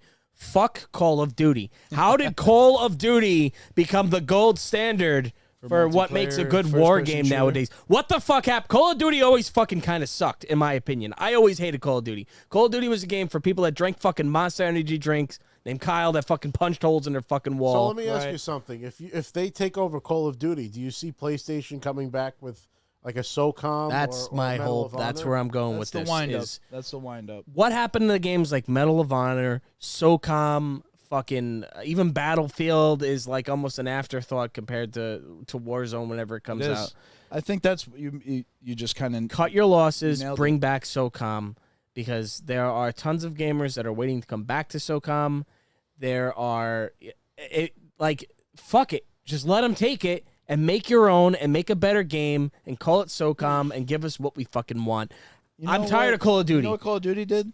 Call of Duty killed everything else. I just think the one thing that was one of the separators was zombies. Call of Duty Zombies was such a big thing. Which was never fun in the first place. What do you mean? It was a lot of fun. Oh, zombies. Who gives a fuck? Let me sit in one fucking room while zombies attack you. It was boring. It was fucking lame. It was never cool. You're a fucking nerd. Who gives a fuck? Hells is so offended right now. Fuck Hells. So fuck that game. I think that's one of the innovators. That's one of the examples of them innovating. Like Medal of Honor, I remember was the first Omaha Beach landing FPS. It was fucking cinematic. It was crazy. Well, that's where Bazooka Bob comes from. That was my save file for the original Medal of Honor game. And then I tried to come up with a gamer tag. Now, everything that I wanted was taken, so I fucking made a Bazooka Bob and then made my little avatar character, Bazooka Bob, like as an actual character. But I remember like when that first game came out, it was like that was the first game you could like pick up an enemy grenade and throw it back. Right? Crazy shit came out. And I remember watching that commercial with my dad, and we were blown away because we were having fun playing Army Men 3D. And then that shit came out. I was like, oh shit! Now we got a real World War II game. Like, oh my god. Call of Duty was one of those things too. It was like it was the grounded multiplayer or war game because we had Halo kind of at similar times. I feel like Medal of Honor was a PS2 and then we got Halo, but then Call of Duty was just like a carbon copy of Medal of Honor. Medal of Honor was actually PS1. It was it was on PS2. Medal of Honor original PS Rising Sun was one of the first multiplayer games on that PlayStation was for 2. Japan. That was that whole thing. Okinawa but the original Medal of Honor was in Germany. Yes. And that started with did it start with Normandy? You're landing on the beach. That's literally the opening cinematic thing, and you land and bang, you're just getting hit. But that's a PS1. It's like Saving Private Ryan. Yeah. Well, so here's the thing. Here's why I'm so heated, because From the Dungeon just said, and I don't think he even means this. I think he's just trying to pour some gasoline on me here. He said Call of Duty is the best sweets. But Xbox will not kill cross-gen because all of the Call of Duty fans will be pissed. Yes, this is all purely speculative. I'm sure it's going to end up existing on PlayStation, maybe for 10 years only. I don't know what the hell's going on. Who gives a fuck? Here's the thing. When you were raised on SOCOM, of course you're going to think Call of Duty sucks. In my opinion, Call of Duty was always the McDonald's of video games. Like, yeah, you can get it and play it, and it'll be fun, and it's good, but it's not the fucking steak that you want. And SOCOM was always the fucking steak. And Call of Duty could never compare to it in my eyes. I don't see how it's the gold standard. There are no other really good war games right now. If they are, they're like futuristic space. Like, what's the free-to-play game that's like 3 players? Destiny. Not Destiny. It was the one that everybody's playing for a while. The futuristic one? Yeah, you, Phil, and Eric were playing a lot of it. Just because you asked me it directly. You know what I'm talking about. Sky? No. It's that multiplayer game. It was like a Warzone-esque type of game. The fuck was it called? Everybody was playing it for a little while. Phil, what were you guys playing? Please. That fucking Apex. Legends, yes. Apex was kind of a new war game. Where are the war games? You know, if there's any war game, it's either Call of Duty or it's some futuristic space parkour shit. If SOCOM came back or something like that, do you think it would fall victim to the same plague that Halo fell victim to, where you're purely driving on nostalgia, and then when it comes out, you're not going to be happy with it? No, because Halo has continuously been coming out, and they've been able to just keep them churning, whereas the whole where the discussion of PlayStation 3 came from was that was really what kind of killed SOCOM. SOCOM was a great game. SOCOM 1 I never actually played. It was good. SOCOM 2 was one of the greatest games ever. I love SOCOM 3. But then the next SOCOM, that was that PS3 era where Sony really did. We were talking about it. They kind of like dropped the ball. Like there were some cool games that came out on PlayStation 3, but if you remember at the time, the PlayStation 3 was like it was $700. It was so overpriced. Whereas you can get an Xbox Arcade 360 for like $200. The system itself was the first L that Sony had taken in the video game war. Yes. It was the overconfident. The titles were fine. It's not like a complete failure like the Wii U, where it was like, why the fuck did they even come out with this? Like, they had great games on the PS3. They had a couple of good games. It wasn't. They created available for the wasn't standard market. Yeah. And by the time it was affordable, people weren't thinking about PlayStation. Right. $600 starting price. I mean, it was a fully backwards compatible system, but Blu-ray player, which was important at the time. The thing that also plagued it was that they decided to use a custom piece of hardware. So instead of using generic, regular processing shit, they created their own processor that was very difficult to write for. So as opposed to PS2, where they could just fire out games because it was basically the same architecture as like a PC, you couldn't develop for the system.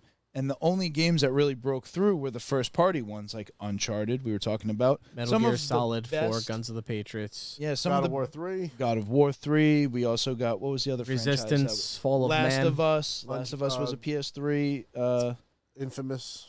Only those studios could take advantage of the hardware proper because they had access early and all of these things. So they just shot themselves in the foot, and that's what made them do the 180 with the PS4. The PS4, they just went to basic architecture. Everyone can develop.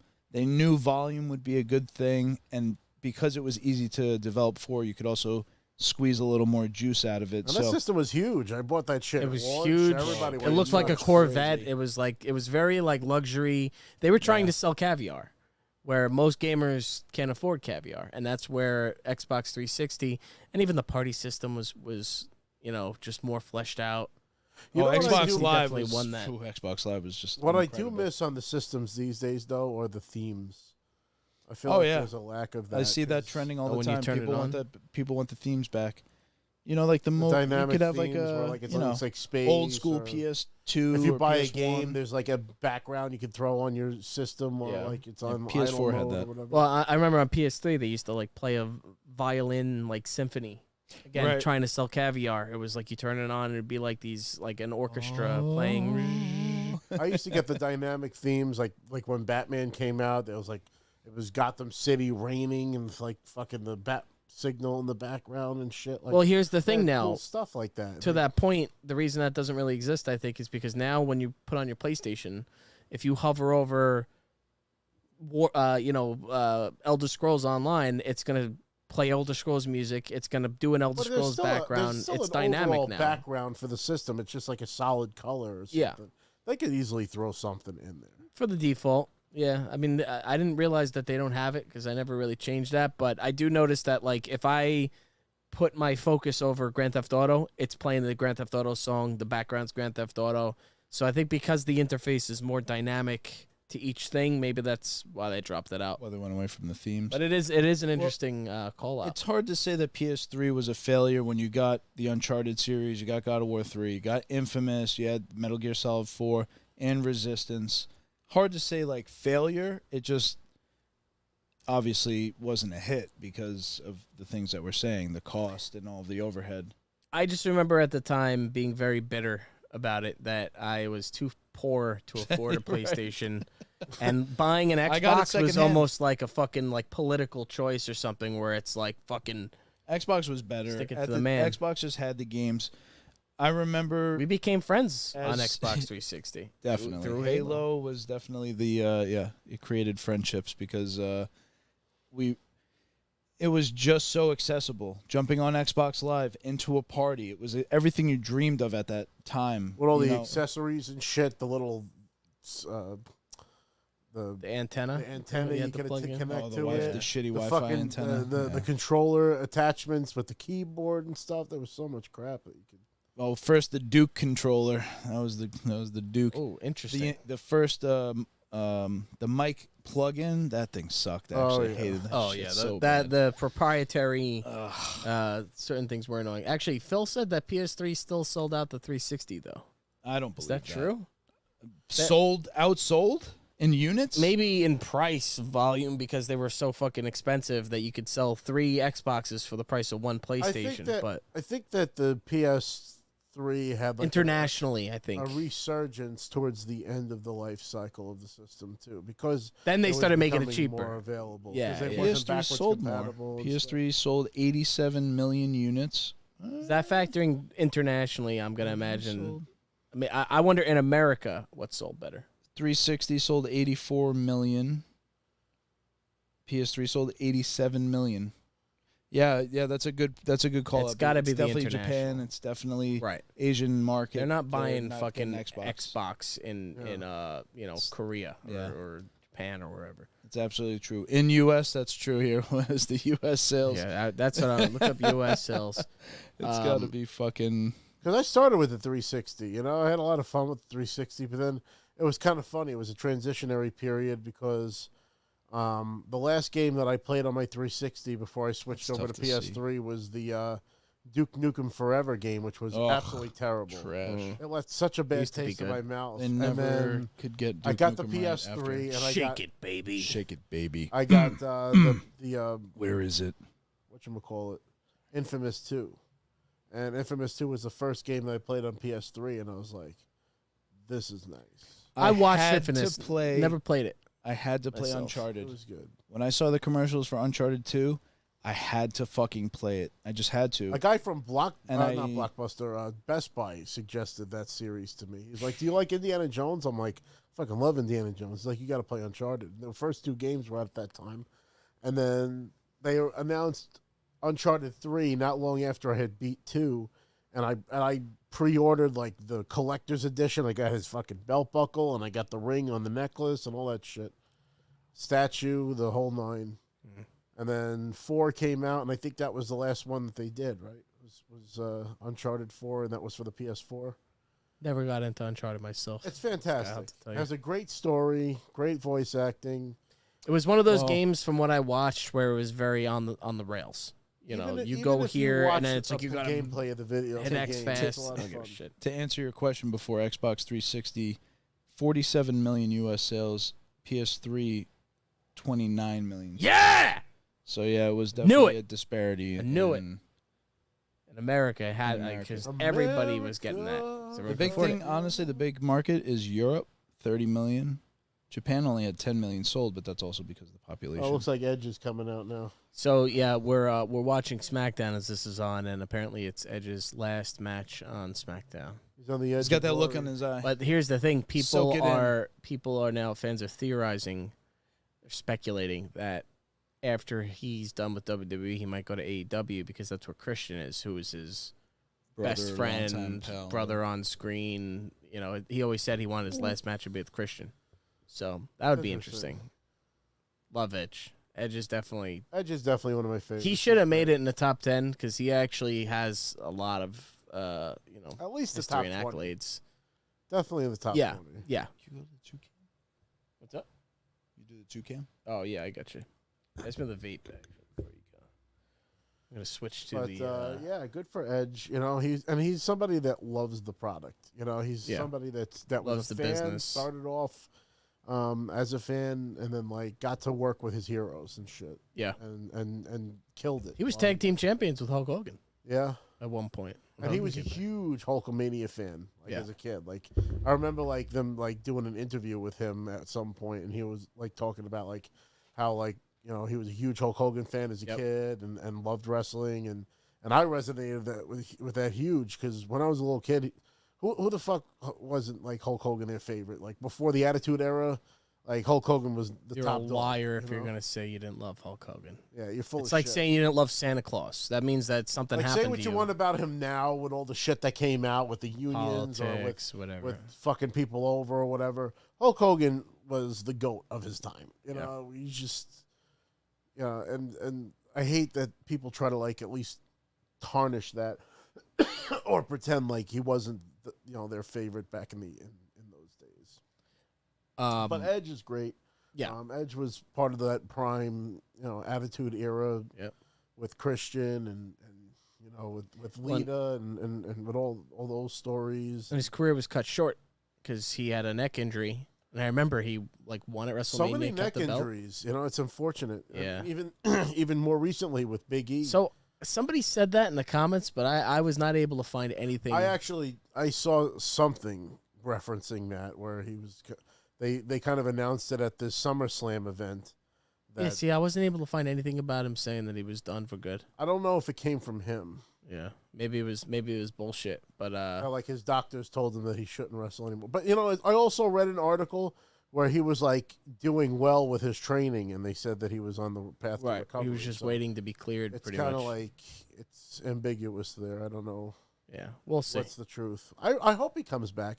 And if he can't come back to wrestling, I think he would be fantastic as a commentator.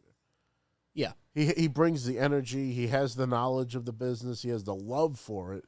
I mean, he's hysterical. Him and Xavier Woods as a commentating team, I think would be hilarious. Highly entertaining. Definitely. Very, very funny. The thing is, though... Big, meaty men slapping meat. Yeah, that's what they always say. Big, meaty, slapping meat. But the thing is, some guys don't want to do that. Like, if you look at, like, a Brian Pillman, he was a great wrestler on the rise. He fucked up his ankle. He wasn't able to wrestle anymore. They tried transitioning him. Vince and JR tried transitioning him to commentary, but he didn't want to do it. Macho Man didn't want to do it. Macho Man didn't want to do it. They tried to help get him into retirement doing that. My hope is that I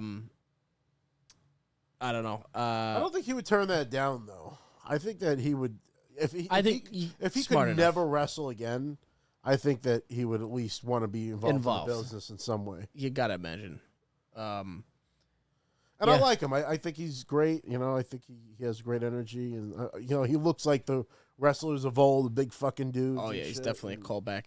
That was honestly like always my biggest fear. Like if I ever, I always kind of wanted to do the wrestling thing, but I'm like, I just know I would be fucking dropped on my neck or fall on my head at some point, and that's the most terrifying you thing. take that risk every time you get inside the squared circle because you can be responsible for yourself, but you can't be responsible for how the other guy handles you. And if he fucks up, that's the end of the line for you. I mean, look at Stone Goldberg. Goldberg, fucking Bill Goldberg, dick. Stiffing people. I mean, even Ultimate Warrior was famous for throwing potatoes and shit and not giving a fuck because he's, and I'm even ravishing Rick Rude fucking like punched his lights out in a fucking match because he's like, you're not gonna keep treating me like this, motherfucker. There was I forget who it was that beat up Vader. Vader was like throwing his weight around and it's like he was being a bully, and then who the fuck was it that like fucking beat his ass? Vader's eyeball popped out of his fucking socket and he pushed it back in a fucking match. Guy was crazy. Yeah, there it is. So I mean, a lot of stuff on the horizon for games. Phil brought definitely watching wrestling here. Yeah, what's going on in the comments here?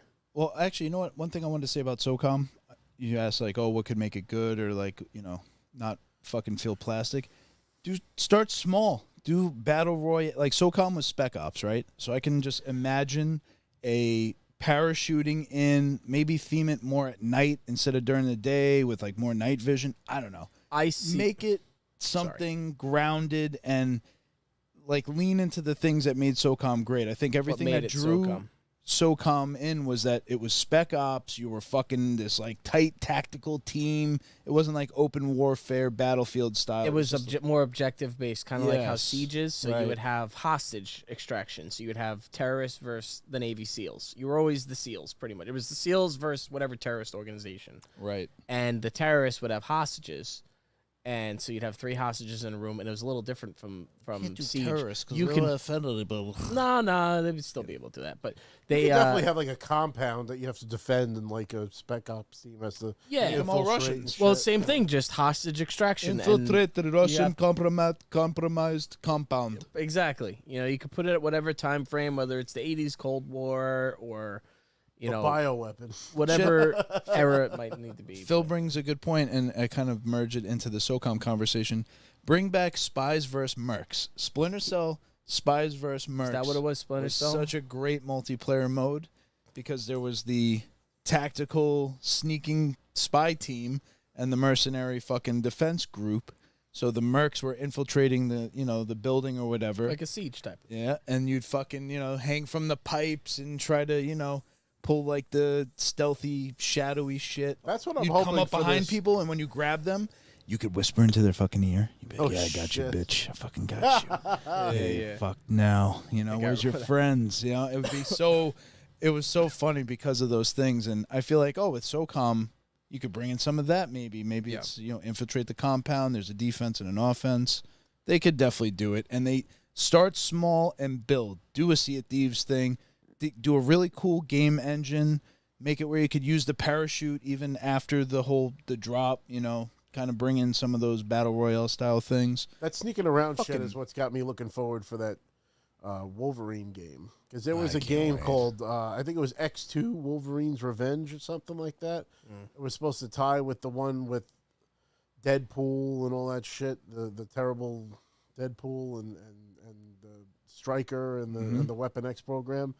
They had like a prequel game, I guess you will say, that was more focused on the comic end of it rather than the movies, where he like goes, like it starts with his origins there, and it might have been X-Men Origins, Wolverine's Revenge, something like that. And was it when you started as Weapon X? Yes. And you could sneak around, or you could go berserk and shit. You fought Magneto, you fought Juggernaut. They teased Omega Red, but you actually don't fight him in the game. And then that was the end scene of the game, because he goes back to remembering what Colossus told him, which villains escaped. He's like Magneto and Omega Red, and it's like Omega Red. And he just opens his eyes, and then the game cuts. I think Mark Hamill actually voiced him in that game. It's funny because back then, I think the licenses were wide open. Marvel was just like, yeah, whatever. You want to fucking make a game out of this? Great, go knock yourself out. Now it's like, how does this affect the MCU? You know what I mean? It gets a little too tightwad. And on the other side of it, to make these high-fidelity games is very complicated. Back then, I think there was a lot of tools available to make, they would use the same engine and repurpose it for everything. They took Tony Hawk and turned it into fucking 40 games. It's like, I think right now, one of the best things that could happen is, the Unreal, eventually when it comes to fruition, the Unreal Engine 5, more accessible, powerful tools in the hands of regular people. That's what allows that innovation. That's where you see these newer style games come out. You might not get the cool Marvel fucking license to it, but, eventually that stuff will bleed over, you hope. But I think that's the best thing that could happen, is that you get these powerful-ass tools, 4K quality shit, into just the hands of everybody, because, an individual is more that innovative Matrix than a experience that they came out with was pretty neat. That was show off the Engine 5. What happened with that? That was just a demo. That was just to to show you what they can do. Hey, this is what you're going to see. This is in what the happens next when you 10 spend years. $1 billion on a 10-second video. But yeah, I think we're definitely not seeing. We're still not seeing a steady flow of new games. I don't know. Joe is actually playing something new, which is the Texas Chainsaw Massacre. So that's an example of one of those little another small game. I forgot what the original was called. Well, they had the Friday the 13th game. Yeah. I think it's supposed to be similar. There's Dead by Daylight, which came after that. But the first one, after? First one, my understanding, the first one was Friday the 13th, and It was a really awesome, innovative game. Do you ever play it? Yeah, hell yeah. We played a bunch of that played all it together, right? And like, you'd have to get all the components to escape. Somebody's Jason. Somebody's Jason to kill everybody kids. else. It was almost like Among Us, but right. not, You knew he but, was coming, and then the music would yeah, and you got special abilities. Sasquatch was a lot of fun for that same reason. You could have 4 people in a party plus a monster if you had a 5th player. And I used to play as Sasquatch, and I would fuck everybody up. It was so fun. Games are great because it gives everybody way a chance. Too much health and shit. Oh yeah. So you'd have to try to find all the weapons and find all the clues and set up traps and shit so that when the monster starts coming, you can like blow them up with canisters to take out chunks of health. But then each night he goes and disappears and finds like food and shit or animals, and he'll eat and get some of his health back. So you got to keep fighting, and that was there was a few games that were innovative. Even the Forest was fun for a while. They're making a new one. Forest 2 or Sons of the Forest or something like that. Sons of the Forest. I think it's out. That is soon. Oh, it's out on PC, I believe. Yeah, PC. It's definitely. I don't know if it has a date on console yet. I only played it on PC. And that was a lot of fun because played that on. You start off together. literally a plane crash with nothing, and then you got to gather resources, you got to chop down trees and shit, and make build forts, palisades, and keep the zombies from eating it. But then you got to go explore in the world to get more tools and to find out what the hell's going on to get off and send off a relay to be rescues and shit. I gotta imagine if there's ever actually an apocalypse, that humanity is going to be more prepared for it now than ever before. No, they're going to think they're prepared for it until they can't get bread, and then they're going to fucking lose their minds. I'm just saying, at least we're going through all these simulations of end of the world. What happened? What happened with the fucking toilet paper? Oh yeah. Are you kidding me? Listen, society would fall apart. Oh, of course, that's the whole idea. Of an apocalypse. Imagine the pandemic, but with no internet. Yeah, wait. It's the great example of a person is smart and can do these things in an isolated environment. Right. People are dumb. Groups of people equals stupidity. Yeah. Shows an example. It's you cannot, for some reason or another, we are just stupid together. It's true. You could just have 3 geniuses, but if you put them together, if they don't work together, too much ego. There's too many things involved. It's not logical. That's why we will be taken over by AI. Sorry, It's all over. Yeah, we're barreling down on the end. It's great. We really need a good common enemy to bring us all together again. Aliens, dude. Simpson said there's going to be a UFO that crashes into Congress, so we'll see. It'll be great. We'll see. They've predicted everything else so far. I hope they're all there when it happens. Well, speaking of spaceships, I think one of our last things we wanted to talk about was we're about a week out from a nice piece of Star Wars content. Ahsoka. It's been a while. I'm almost caught up now with the Thrawn books. I have less than an hour left for the for the 3rd Thrawn book. I'm gonna run out of time though because I want to listen to the Ahsoka book too. That's gonna be my next. There's actually a canon Ahsoka book, and it's narrated by Ashley Eckstein, who does her voice on the show. Getting it. So I have a fucking. I was like, I gotta fucking get this. Yeah. Before I even forget, I'm putting it in my thing. I wonder how she does the other voices. I'm gonna buy the credit to get that book because I'm not gonna have it in time. This is Audible. And I can't drive to work without the fucking Audible books. Now you can't, right? Now, anytime you drive, you want to listen to a book. If I don't have the book, I immediately start going back to my road rage. I can't. There you go. It's not even and I want to know because we got a lot of people in the comments here that have gotten a Thrawn book. I think at this point. So for anybody in Thrawn here, Treason. For those who are listening, that's the book that I'm on now. First one is just called Thrawn. Then there's Thrawn. What is it? Thrawn Alliances. And then Thrawn Treason. And then there's an Ascendancy trilogy, which is I haven't before that even. It's a prequel to the prequel. That's when he's still part of the Chiss Ascendancy before he's discovered by the Empire. While we're on that topic, we got some Audible free books to give away this week. Oh, do we? Yeah. And by some, I mean one. We're going to give away a free audiobook right now. Give it to me so I can get so good. You got your membership. What do we do to get them to compete to win the book? What is the ask this week? Because I come up with an idea and you Should guys. we be like Kelly and Ryan and mention something that we mentioned in a previous episode, and if they know the answer, then they get it. See if they're paying attention to our episodes. Interesting. That would be like a fun All right, thing. I got something here. Maybe we'll do this. All right. For anybody that's right now listening and in the comments, all right? Once we're done with the show, we're all going to go and play something right after this together. What are we going to play? That's If you can it's a very easy answer. If you've been paying attention. If you've been paying attention this episode. if you know us at all. If you were watching from the start of the show. What are we playing the moment that this if episode you've ends? spoken to us in the last 7 fucking days, you know. Phil Dunphy gets the free book Bang. There it is. with Sea of Thieves, and I don't think Phil's ever got the book yet. So No. Phil, you are the winner this week. You get a free audio book. We'll DM you after the show. Of course, the rules are it's not just any audio book. We're not going to get you fucking Chelsea Handler's latest book. We're going to get you one of the Star Wars books that we've discussed or one of the Game of Thrones books. Ahsoka, Heir to the Empire. You could do the original Thrawn trilogy that's no longer canon. Highly recommend Plagueis. So listen. The Phil, the Bane trilogy. Phil, if I can make a suggestion, I would suggest actually the first Thrawn book. The one just called Thrawn. And the reason I say that is because you're hyper fixated on Rebels right now, and that book literally ends and season 3 begins of Rebels. It literally ties directly in because they reference all the shit that happens at the end of that book. And in the beginning of the very first episode of season 3 of Rebels. Yeah. And book 2 they also You're right. That's true. The only reason I say Plagueis is because it's just such. Because then you find out who the fuck Arinda Price is, or why Lothal is important, or any of that shit. Lothal is literally like a heavy topic in the first Thrawn book.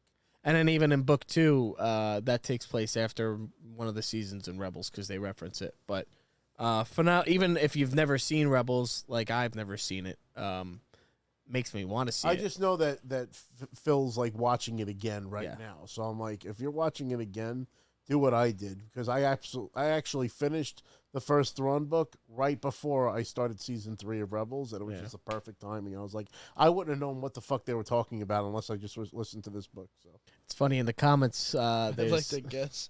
Yeah, we got some people upset that they didn't get the book this week, but don't worry. At a certain point, I think everybody's gonna get a book. If we keep going, so you're gonna have to tune in next week, or maybe the week after. We're gonna see. We're gonna have to obviously flex. Rob's not gonna be here next week, which means nobody's gonna want to watch. But maybe we'll play some video games or something. Yeah, we'll do a stream. But we are gonna continue to give away the free Audible audio book as long as it is a book from our book club here. Is Audible. We should have a place. It's true. We have a book club. That's interesting. I never thought of it. We should. Yeah, we should post it up. I look at it like it's almost like a book club. It is a book club. We discuss a couple of books. Yeah, absolutely. It's not like self-help bullshit either. I'm real sick of that shit right now. Yeah, we're not. Would you like to join our book club? Oh, okay. Here's all these books about This is how you fix your life, okay? We're going to teach you how to make money. No motivational books here. Teach you how to work out. There are no charlatans on this podcast. I'll have you know. Charlatans. There are no charlatans here. A lot of those these days. But yeah, we really appreciate you guys, especially in the comments. We had a lot of action going on in the comments here. He's about to win. He's about to spear Sheamus. Oh, with a kick to the head, and then the brogue kick. Is this the finish? Sheamus deserves to win. 1, 2, 3. Turn the volume up. Oh, he broke out. He kicked out. Wow. Sheamus is stunned. No, wait. I just want to say, fucking kidding we me. skipped over it quick. I want to say Ahsoka's coming out. They pushed it early. We're getting it like a day early. Yep. And the best change that I've seen in streaming is that it's going to come out on Tuesday at fucking 9 o'clock Eastern time. So you're going to be able to watch this show at a reasonable hour and it not get fucking spoiled, because this whole 12 a.m. West Coast, fucking 3 a.m. East Coast launch shit, every time you wake up, spoilers, I don't want to fucking see it. It's an over-promoted thing already because they need to make the money back on it, but it's like every clip, every fucking trailer is revealing some shit I don't feel like seeing. Luckily, Thrawn has been the most the least covered thing. You literally saw just like 2 quick things of Thrawn. They can't give away too much. Shouldn't. He won't even be in the first 5 episodes. If you've seen the end of That's why I Rebels, you said- know why they can't. They're going to tease us. They're going to Last episode, back of his head. Yeah, exactly. We're probably going to barely get any Thrawn, but No, I trust. Take anything. I It's going to be at trust. least 3 episodes in before we see Thrawn. I hate to say I trust Dave Filoni because our heart's been broken repetitively. But not by him. He's like us. That's how he's viewed. He created Ahsoka as a fan. You know what I mean? Like all of the stuff that And he has he's a reverence done, for the source material. That's what Right. it is. You know? and he knows George, beyond directly. Oh, he just we're he won. about to see this win. No, he won. Edge wins. Nice. Very nice moment. His family's at finish. ringside. Rated R superstar. Sorry, we're so all over the place. The AI hates us. The AI hasn't been able to. It's not going to be able to clip any of this shit. Yeah. But no, so having watched Rebels and having watched all of that content, like, what do you think? What are you excited for when it comes to the show? Continuation of the Rebels story, because it really never capped it off. They kind of left it on almost an Empire Strikes Back note where they kind of lost. Ezra's gone. We don't know. Kanan's dead. Kanan's gone. He's dead. Maul dies. They cut off a lot of storylines and shit. And, Grand Admiral Thrawn being the most imposing character outside of Vader and the Emperor themselves is warped into space with these fucking space whales, and we don't know what happened to Ezra, and it's and they left us hanging for years now. So it's gonna be it's gonna probably feel like a season 5 of Rebels. Everything that's been said so far points to exactly that. That this is that's why I've been enjoying. I watched Rebels, I watched Clone Wars, I listened to these books now. Now I have the frame of knowledge to go into this show and truly appreciate the story, and that's why I've been going ham for the last few months trying to really brush up on my Star Wars and stuff. So the other exciting part about this is that we haven't gotten an overabundance of Star Wars. I think. I would say they definitely cooled it. Yeah, we got Mando. I want to mention why you say Mando from the dungeon. Breaking some news here. He said that he heard they fired the guy who directed Mandalorian, and then he said from CBC on YouTube. Well, every episode of Mando has a different director, so I'm curious which one it would be. I highly doubt they fired Jon Favreau or Bryce Dallas Howard for that matter. Definitely didn't fire her. I didn't know that. Up. I didn't realize Bryce Dallas Howard, her father is Ron Howard. Ron Howard. I didn't realize how close Ron Howard and George Lucas were since fucking 1976. I think Ron Howard even directed something. He did. It wasn't Willow. I mean, even scenes and maybe the prequels or something like that.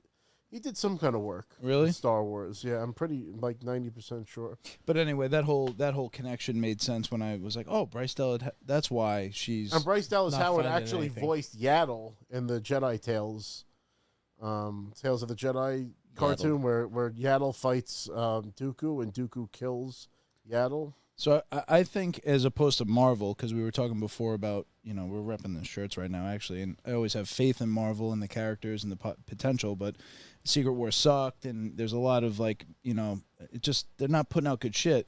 Star Wars, because I think the movies fucking, I don't want to say failed. They were big hits, and there's a lot of, we're still talking about them to this day, so they're successful for a number of reasons. People still talk about the kid that threw up in second grade, too. You know what I mean? I'm just saying. I'm just saying, maybe they learned a lesson on that side of the business where it was they needed to learn the hard lesson. Because I think with Bad Batch, Visions, Mando, and now Ahsoka, it's really polished. It's really concentrated. It's a streamlined story. Now we can follow a North Star as opposed to, now we're doing Rebels. Now we're doing... not Rebels, Rogue One, then we're doing Solo, and we're all over the place, and it's what the fuck story are you telling here, True. Where are we in the timeline? Now there's no question. That's where they're cashing in, but I think on this side where you have Filoni and you have some vision and guidance where it's this is coherent, this all kind of makes sense as an intertwined. And you're involving the people that actually help create these fucking characters, which helps. Yes, George Lucas going down to the sets and actually seeing the volume, or I forgot what they call it now, but the screen room.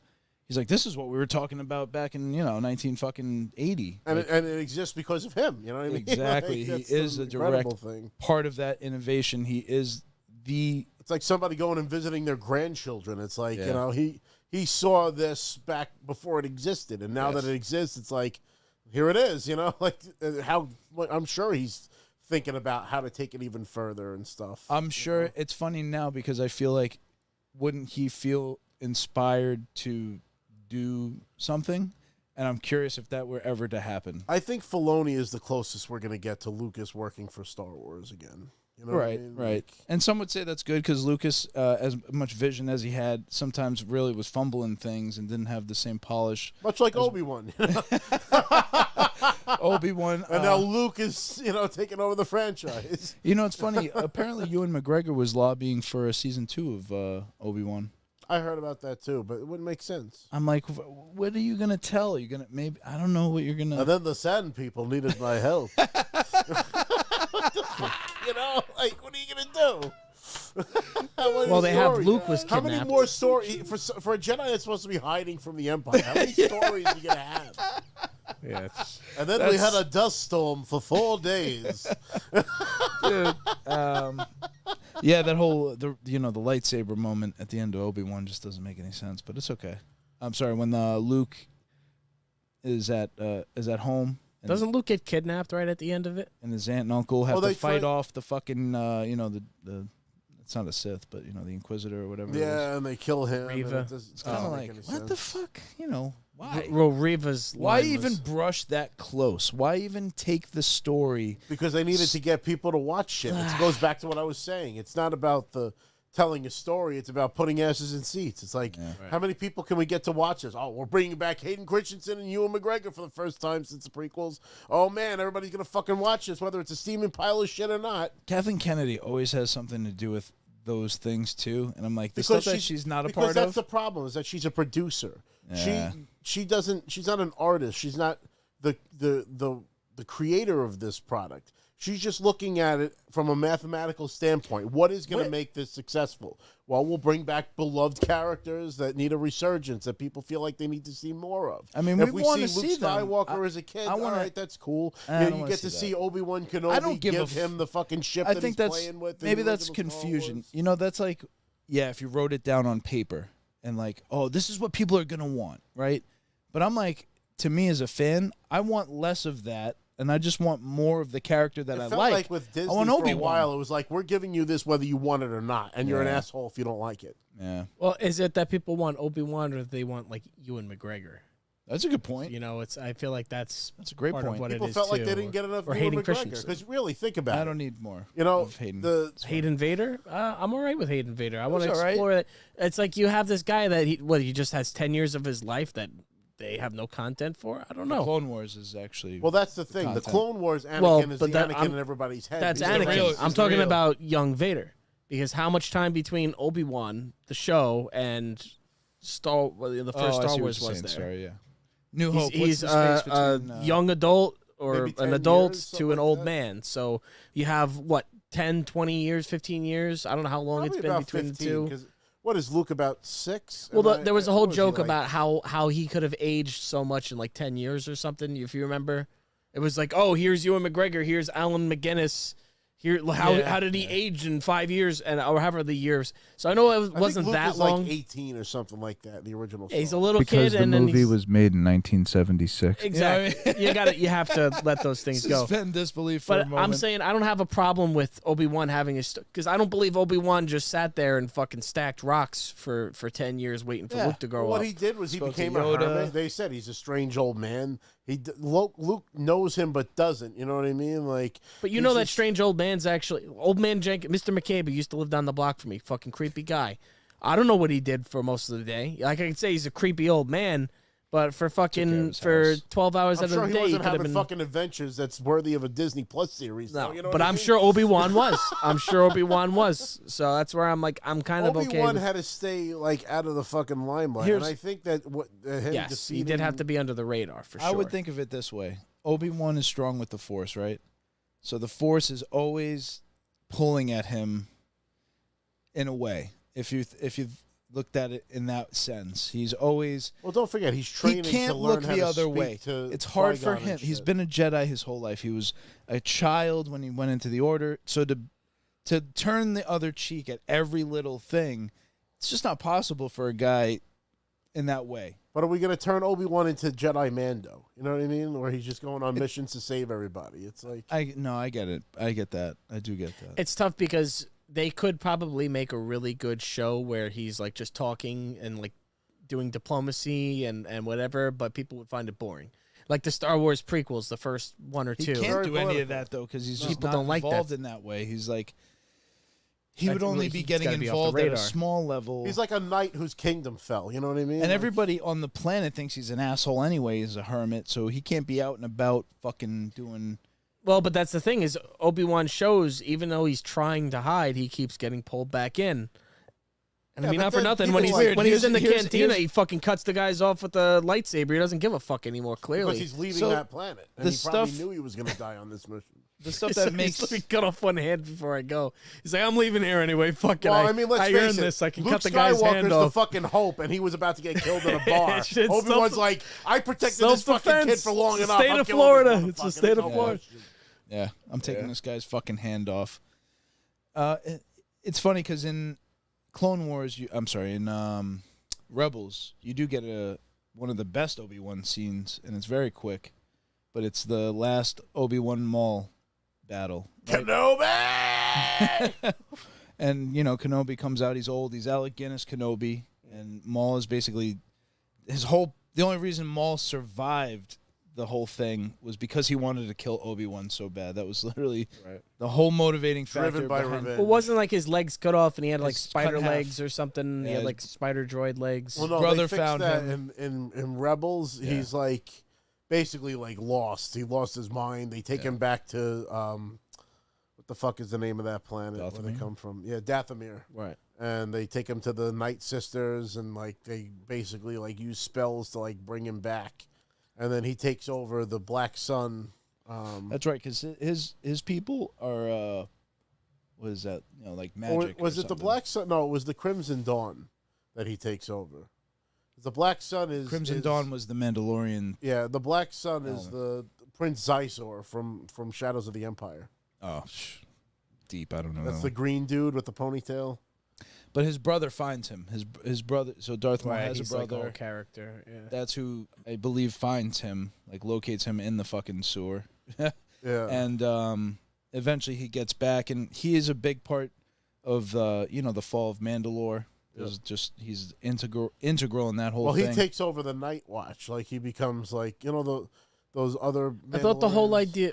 They were Mandalorians Night Watch. So the Mandalorians were following Maul for a while, and then some of them there were sects. He ends up taking out like the leader of the Death Watch, and then Bo-Katan's like, "All right, fuck this guy. I'm gonna team up with the rebels." Aren't the Night Sisters like the Zabrak Dathomir tribe, like militaristic basically thing? Like witches. They're force wielding witches. Right now, isn't it though that Maul's mother, and maybe this is stuff that's not canon anymore, but didn't Maul's mother not want his son to be part of that, so she gave him to but that's them only so that in the Plagueis book. That's only in the Plagueis book. It only exists there. So he was still raised as one of them. I don't know if he was raised as one of them. He might have been raised by Palpatine. But if he's leading them. Told that story in a canon book. Yeah. But it was under the assumption that he was secretly trained by Palpatine. At some point. To bring into, effect. Because that was a really good book, that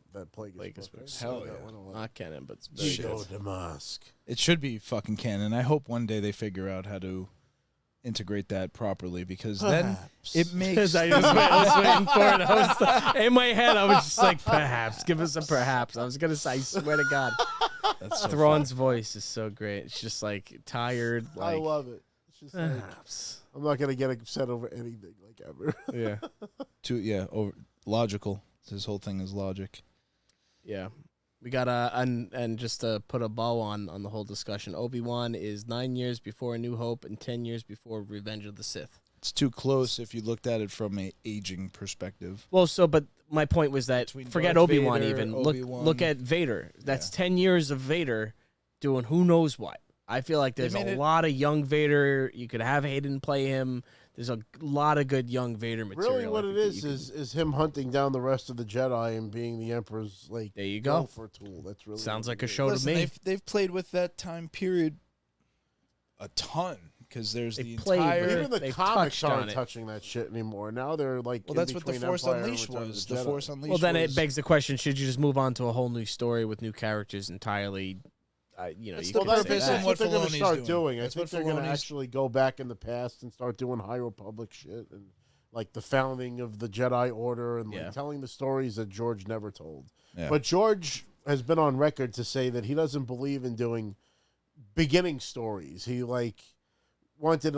he likes to jump right into the action. Like shit's already happening and like you just kind of join in. And then he made the prequels. That's always how the movies felt, because the first movie it's just like. It's like a ship's getting chased by another ship. You don't know who's good, who's bad, what the fuck. You saw the scroll. You saw the scroll, and good luck if you remembered any of that. Because like, wait, the stormtroopers are in white. Are they good guys? Are they bad guys? Then Darth Vader shows up. Who the fuck is this guy? Yeah. You know, like God, I can't even. I can't remember a time where consciously I was like thinking that. Because the movie is one of those things. Well, I have to have my dad on to talk about his experiences with Star Wars sometime because he went to go see it in the movie theaters when it was a new thing. Like he's the only one of us going to go for the other movie. Got to go see that Star Wars movie, and that was my mom. My mom really pushed that. My dad, like, he has stupid taste and shit sometimes, and it's like he wanted to go see that fucking movie Wizards with fucking that Mark Hamill voiced the animated character the same year Star Wars came out. And by the time they went to the movies, Wizards wasn't in the theater anymore, so they went to see Star Wars because my mom was like, let's go see Star Wars. We got to see Star Wars. He didn't even want to go see The Godfather, for fuck's sake. He loved the book, but he was like, Marlon Brando is the Godfather? He's like, he's a playboy, like whatever. It'd be like Robert Pattinson playing a gangster, and it's like, well, this is going to fucking suck. And then, like, he kills it somehow. Judging a book by its cover. That's it, Yeah, Heath Ledger is the Joker. Right. There's definitely a lot of examples of that. But yeah, I mean, I think with what Dave Filoni's doing now and the direction that we're headed, it's like uncharted territory. It's maybe trying to possibly inform the other trilogy. It feels like they're going to try to do that. They're trying to tell one big story that everything makes sense in. And it's a tough game to play when there's a lot of shit there. And even when the source material itself contradicts itself. Yes. Because you got Luke and Leia kissing and then their brother and sister in another movie. It's like, you got to realize that the shit was put out one at a time. They didn't write a whole story and then put 3 movies out. It's not like The Lord of the Rings where it was a complete story and then they made the movies. You know what I mean? Good point.